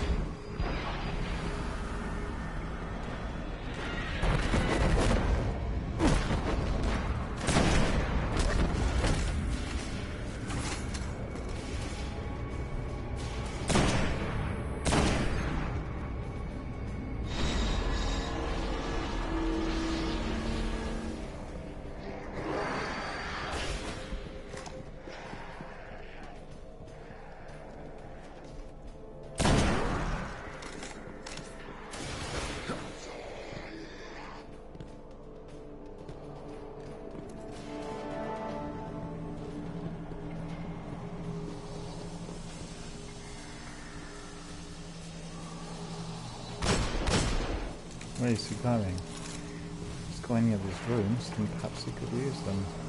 Maybe he doesn't want to. Maybe he's got other things to do.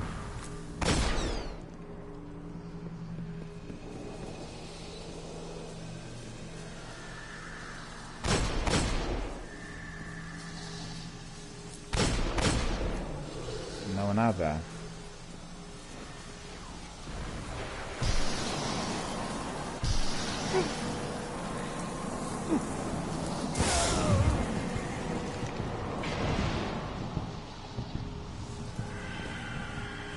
Nothing to pick up in there either.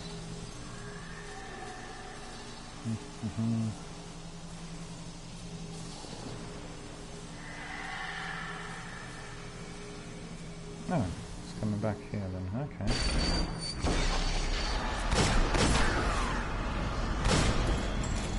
Yeah, hello.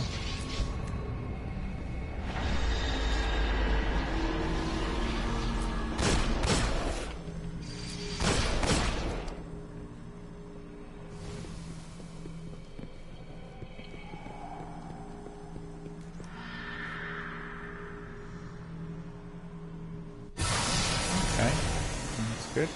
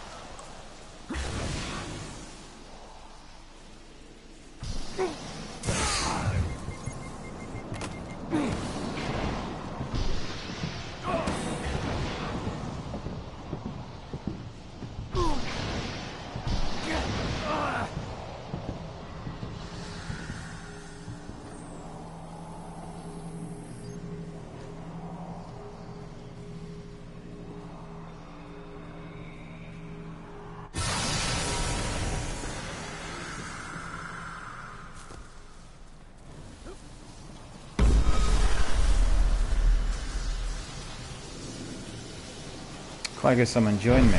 Might be able to complete some of these tasks in there.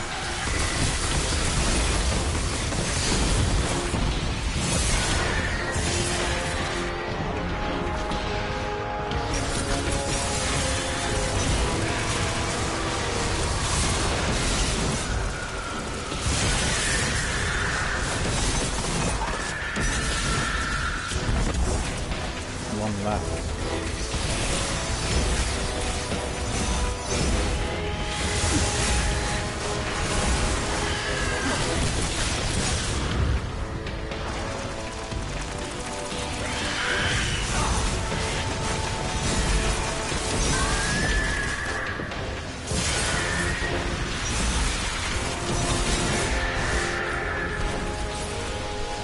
Oh, they're complete. That's pretty good.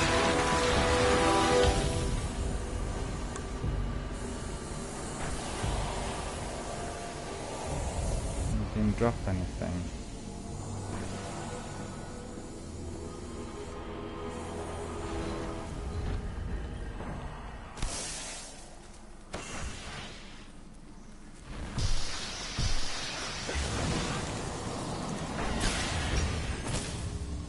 Okay, they got more runes. So that's pretty good. Am I getting anything?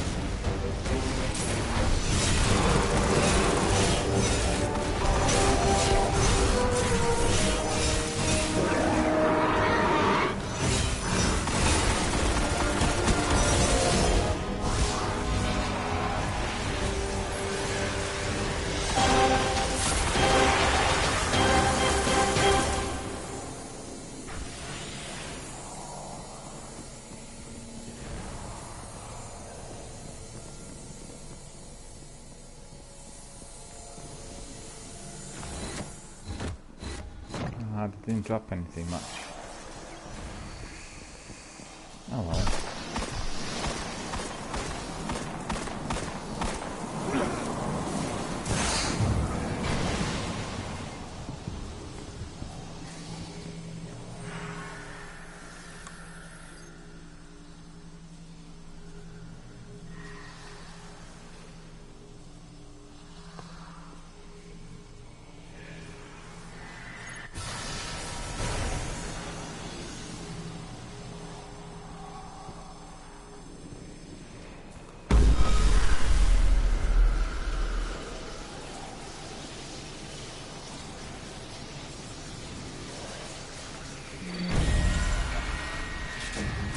Rubo needs to be destroyed.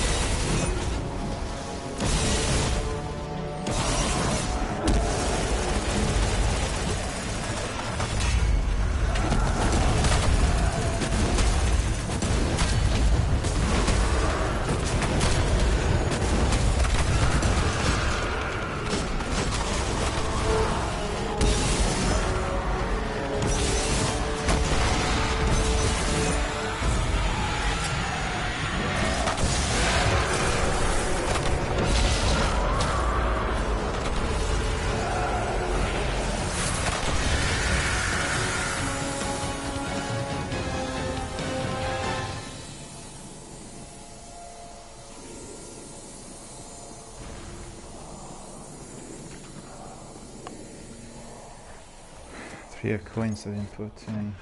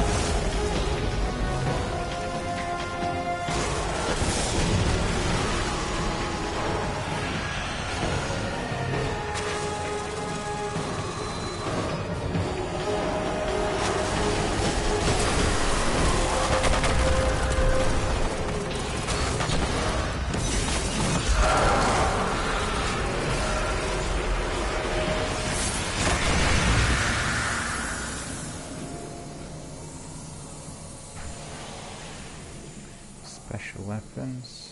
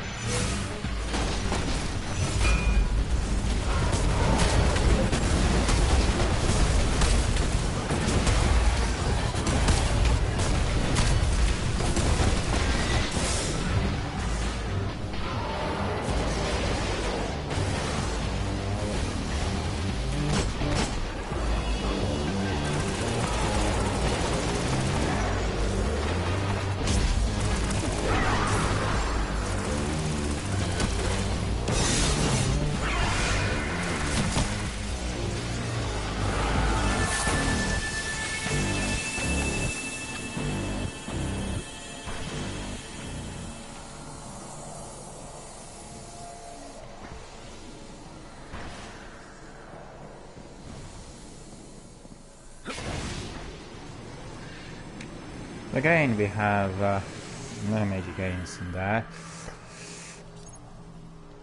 unfortunately. More heavy.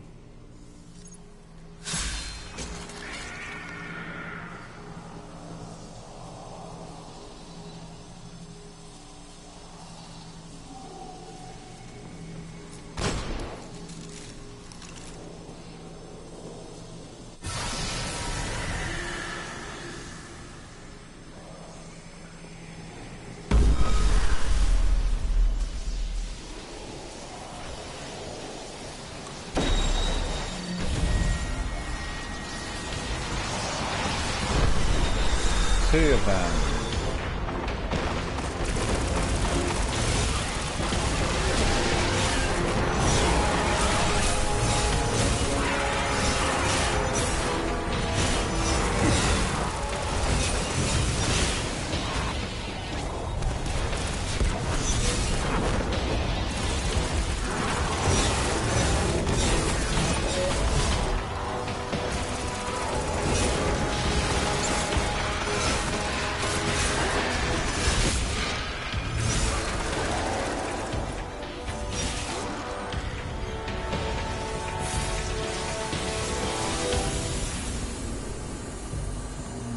No.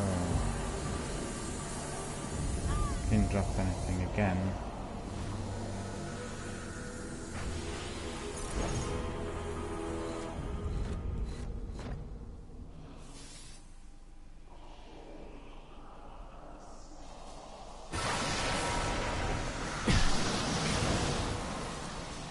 There's so many there. That's pretty good.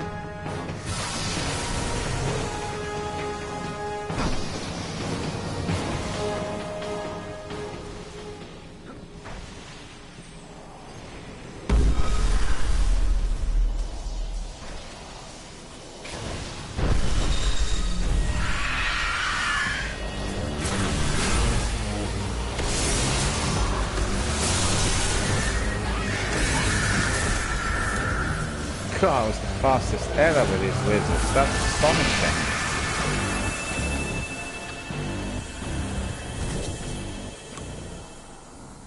Chest armor full. Pick this up just in case. Massive.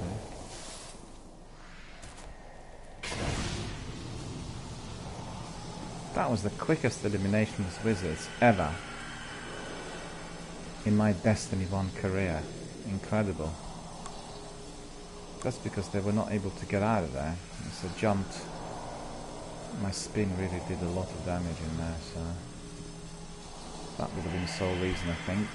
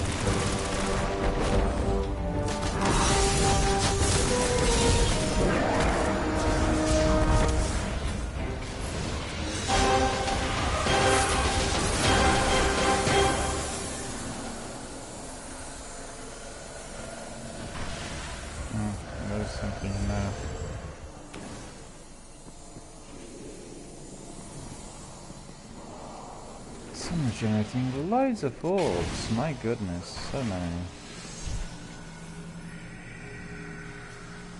Okay, that's good. It's got some other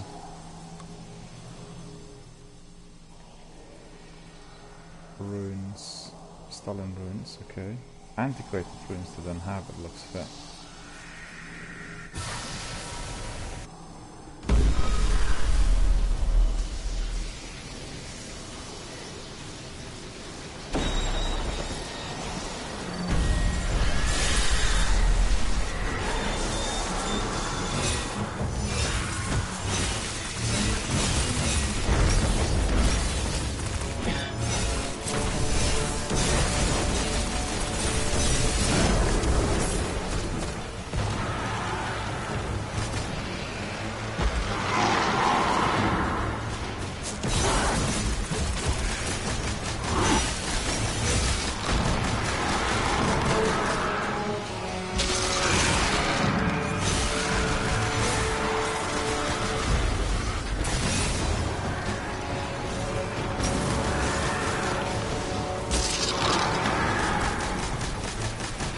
Oh, is that?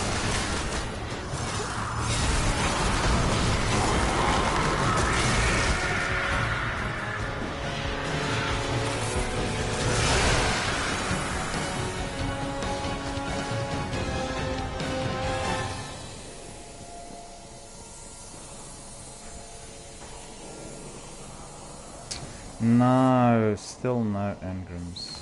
Nothing to collect in there.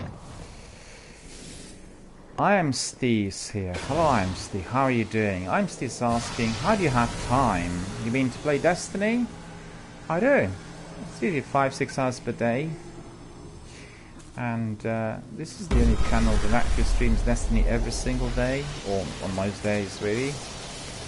Definitely get lots of Destiny veterans coming in as well.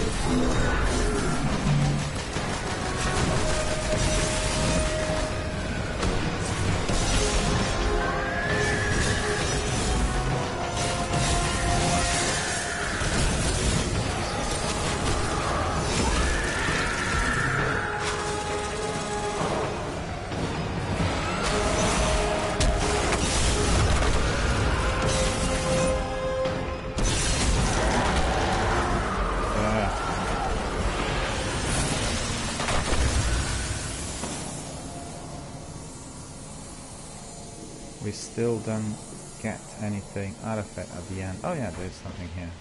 Good one. Armor materials. Any more? Don't see anything else. No, not much. But you know, I'm happy because he's doing Stolen Ruins, I think. Completed some sections of my quest. Although the trouble is, not as many as I would have liked, because not many people have Antiquated Ruins.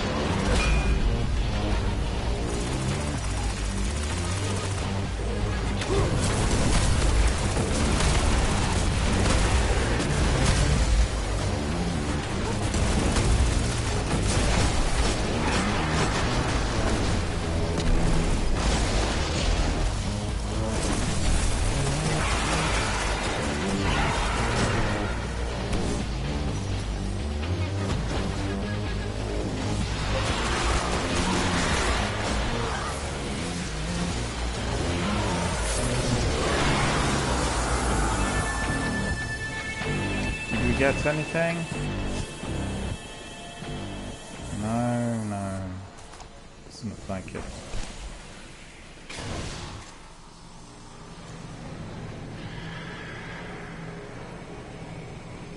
We're just racing for these. Usually they're very difficult, but because, you know, see, you can see there are 4 of us in there.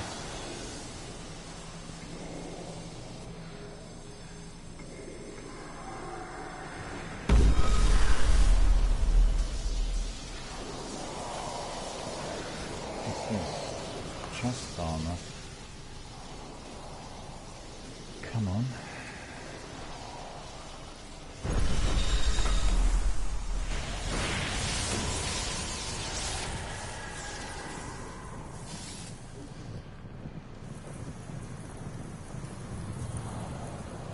Glitched.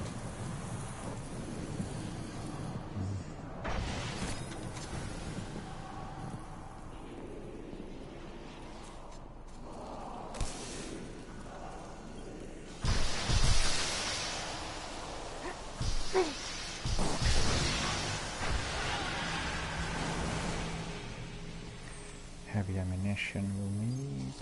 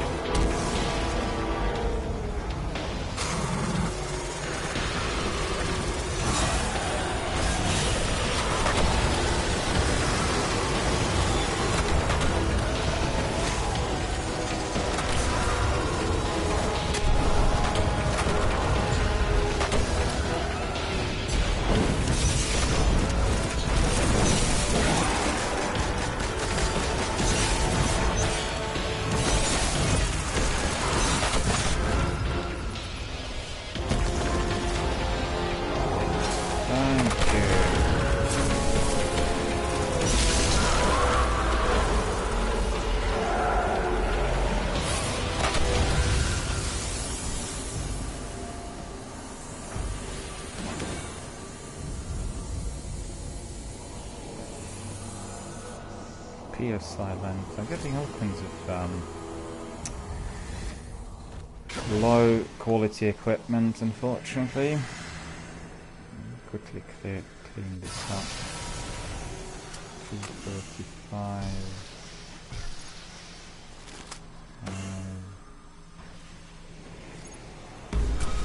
37. 245. 3.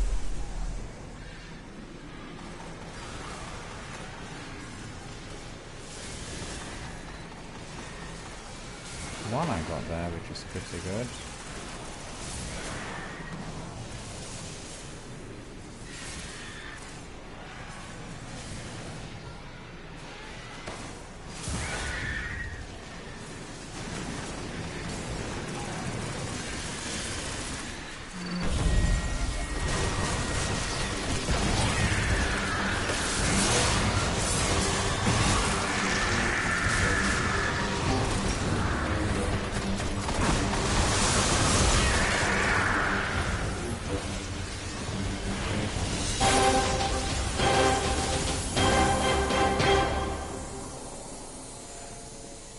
Pretty good. Anything else? No, nothing dropped.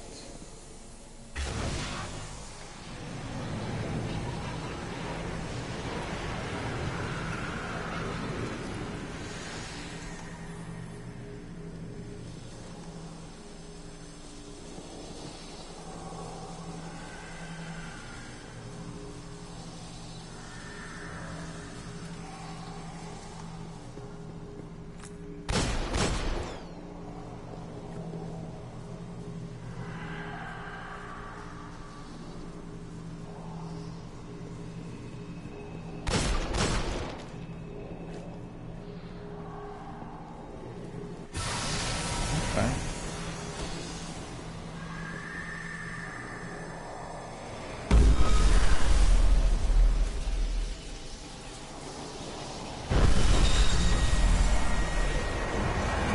Yeah, we keep getting the same lot.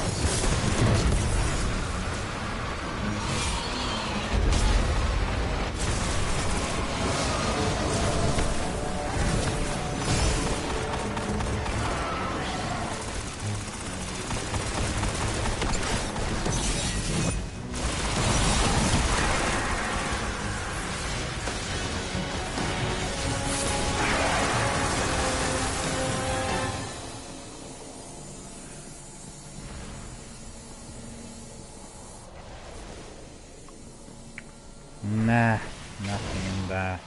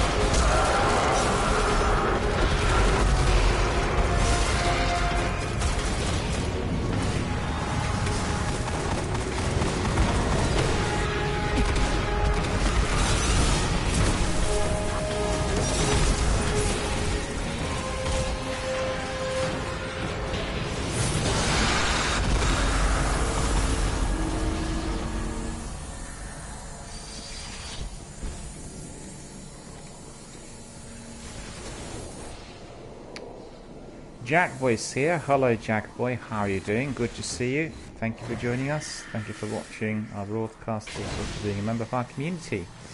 Destiny 1, that is, Court of Oryx. matches. As you could see, 4 of us battling it out in there. We had some stolen runes and some reciprocal runes, but nothing on the antiquated front. And I need those antiquated runes. I do not have any.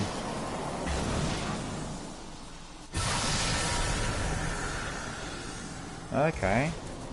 Jack by seems good. Yeah, it's been good. I've been doing Court of Forex now for a little while. And the idea was just to complete 2 quests, which I've got at the moment. You can see these ones. These are the ones.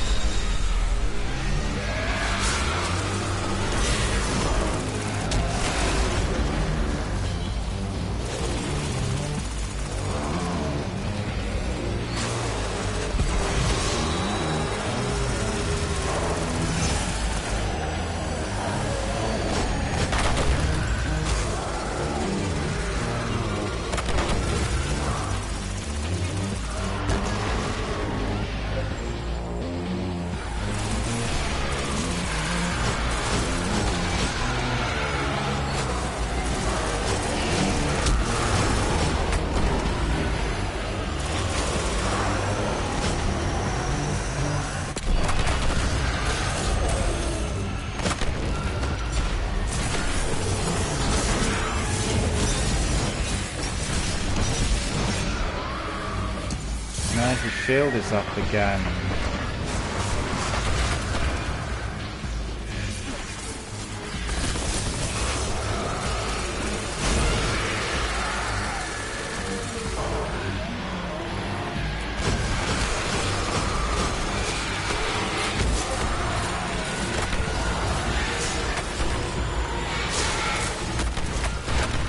Oh, they exploded. You won't be able to break his shield like that.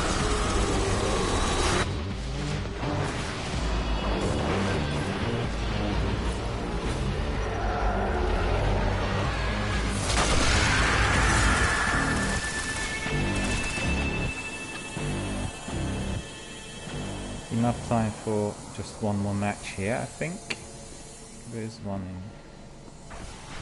There's a chest armor. See if there's anything else I can delete. No, I've got 3 of those already. Okay. One more for me here, and then we'll call it a day. We'll just have to do some admin, and that is going to be it.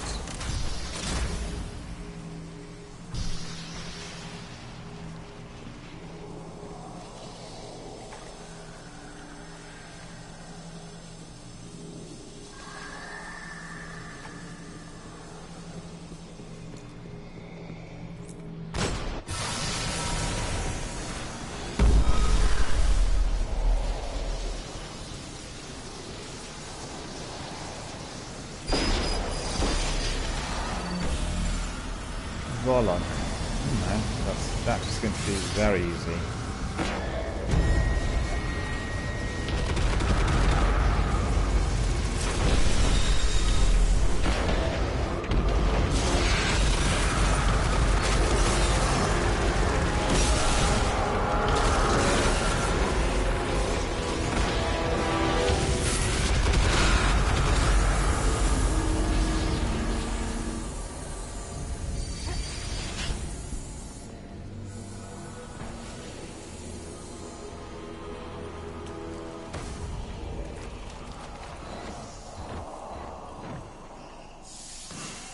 Well, no.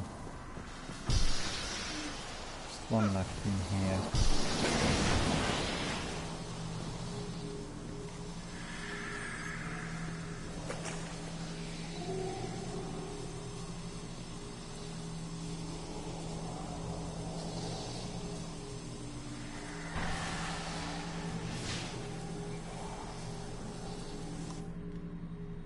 There we are. That was all the action for today. We'll do just a bit more admin and then we'll call it a day. Hope you guys enjoyed everything you've seen. We've had lots of action on Mars and here in the Court of Oryx, and also some action in Ark and Forge. So it's been a good day. It's been, you know, very exciting, very enjoyable. We didn't have that many community members coming in today, so on the community front it's been very quiet. But the actual gameplay was thoroughly enjoyable, so I hope you guys had a lot of fun here watching all we've done, and we are going to continue with our Destiny. Well, tomorrow, of course, as usual, 10 to 4. Well, actually, I'm wrong. Tomorrow we are not going to have it in the morning. Tomorrow I have another change of schedule, and if we are able to squeeze in something in the evening, we will do. So tomorrow there is going to be no morning stream. Please take note of this. I will post some announcements as well. On Tuesday and Wednesday there will be no morning streams. If there are streams, they will be in the evening, and I'll schedule them accordingly. So that is, well, actually a bit of news really. I forgot to tell you early on, because I'm having some changes this week and therefore unable to deliver my usual broadcast 10 to 4. But we are remaining flexible, so if we have somewhat shorter streams, then the next stop is having a few that are lengthier and we catch up. Cade scouts have brought us some intriguing discoveries recently. Wonderful, yes. Loads of engrams. I'm curious about this one. Stay safe. Jovian Guard. Very fine. And so we have some rewards in there. So I need to make sure that all of my weapons are top notch. 399, but actually I have 400 as well in here. And here will be 399. 396, that's 398. 390, 390.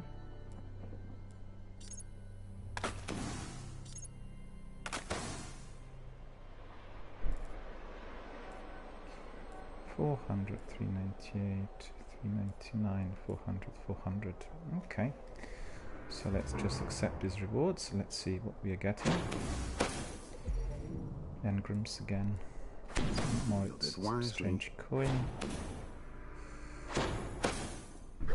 Only a handful of those left in the world.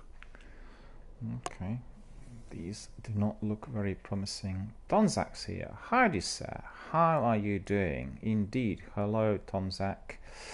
Just about to end my broadcast. I was just coming to the end, doing the final bit of admin.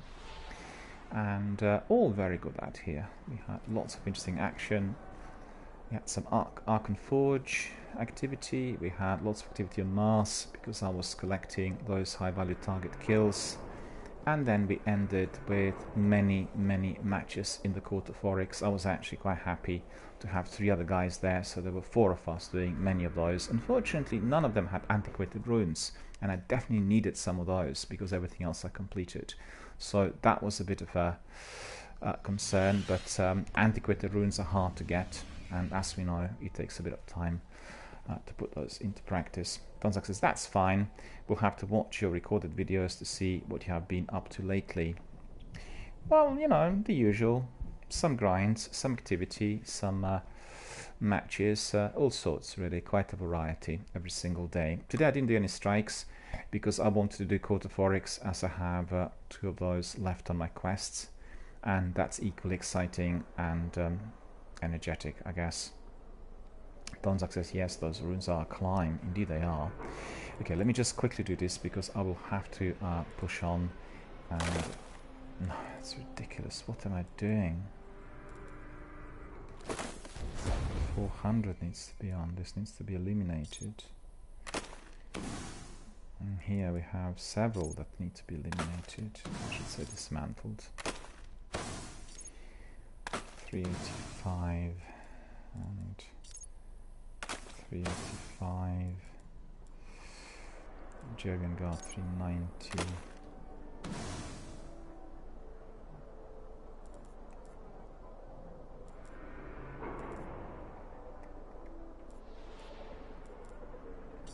Tracks almost 3. Okay, that's all done. All done and dusted. All done and dusted. And we have something with the postmaster as well. Warlocks. Stop floating. Wonderful day, Guardian. Done. Have an efficient day. 2 of those are also engrams. These predate your codices. They predate the city. Wear it well. May the next crisis be less messy. No. We are not getting anything of significance in here. So that is all in order. Alright, my friends, well, thank you very much for coming, watching my broadcast, enjoying the stream and participating. I'm very grateful for everyone's participation here. We had somewhat quieter community day today. It's Monday, first of the week. Very nice and sunny up here in London. And altogether we had lots of action, lots of firefights. They combined some activities on Mars, Archon Forge and Court of Oryx. Hope you guys enjoyed it. But on that note, I will wish you all a very, very good afternoon.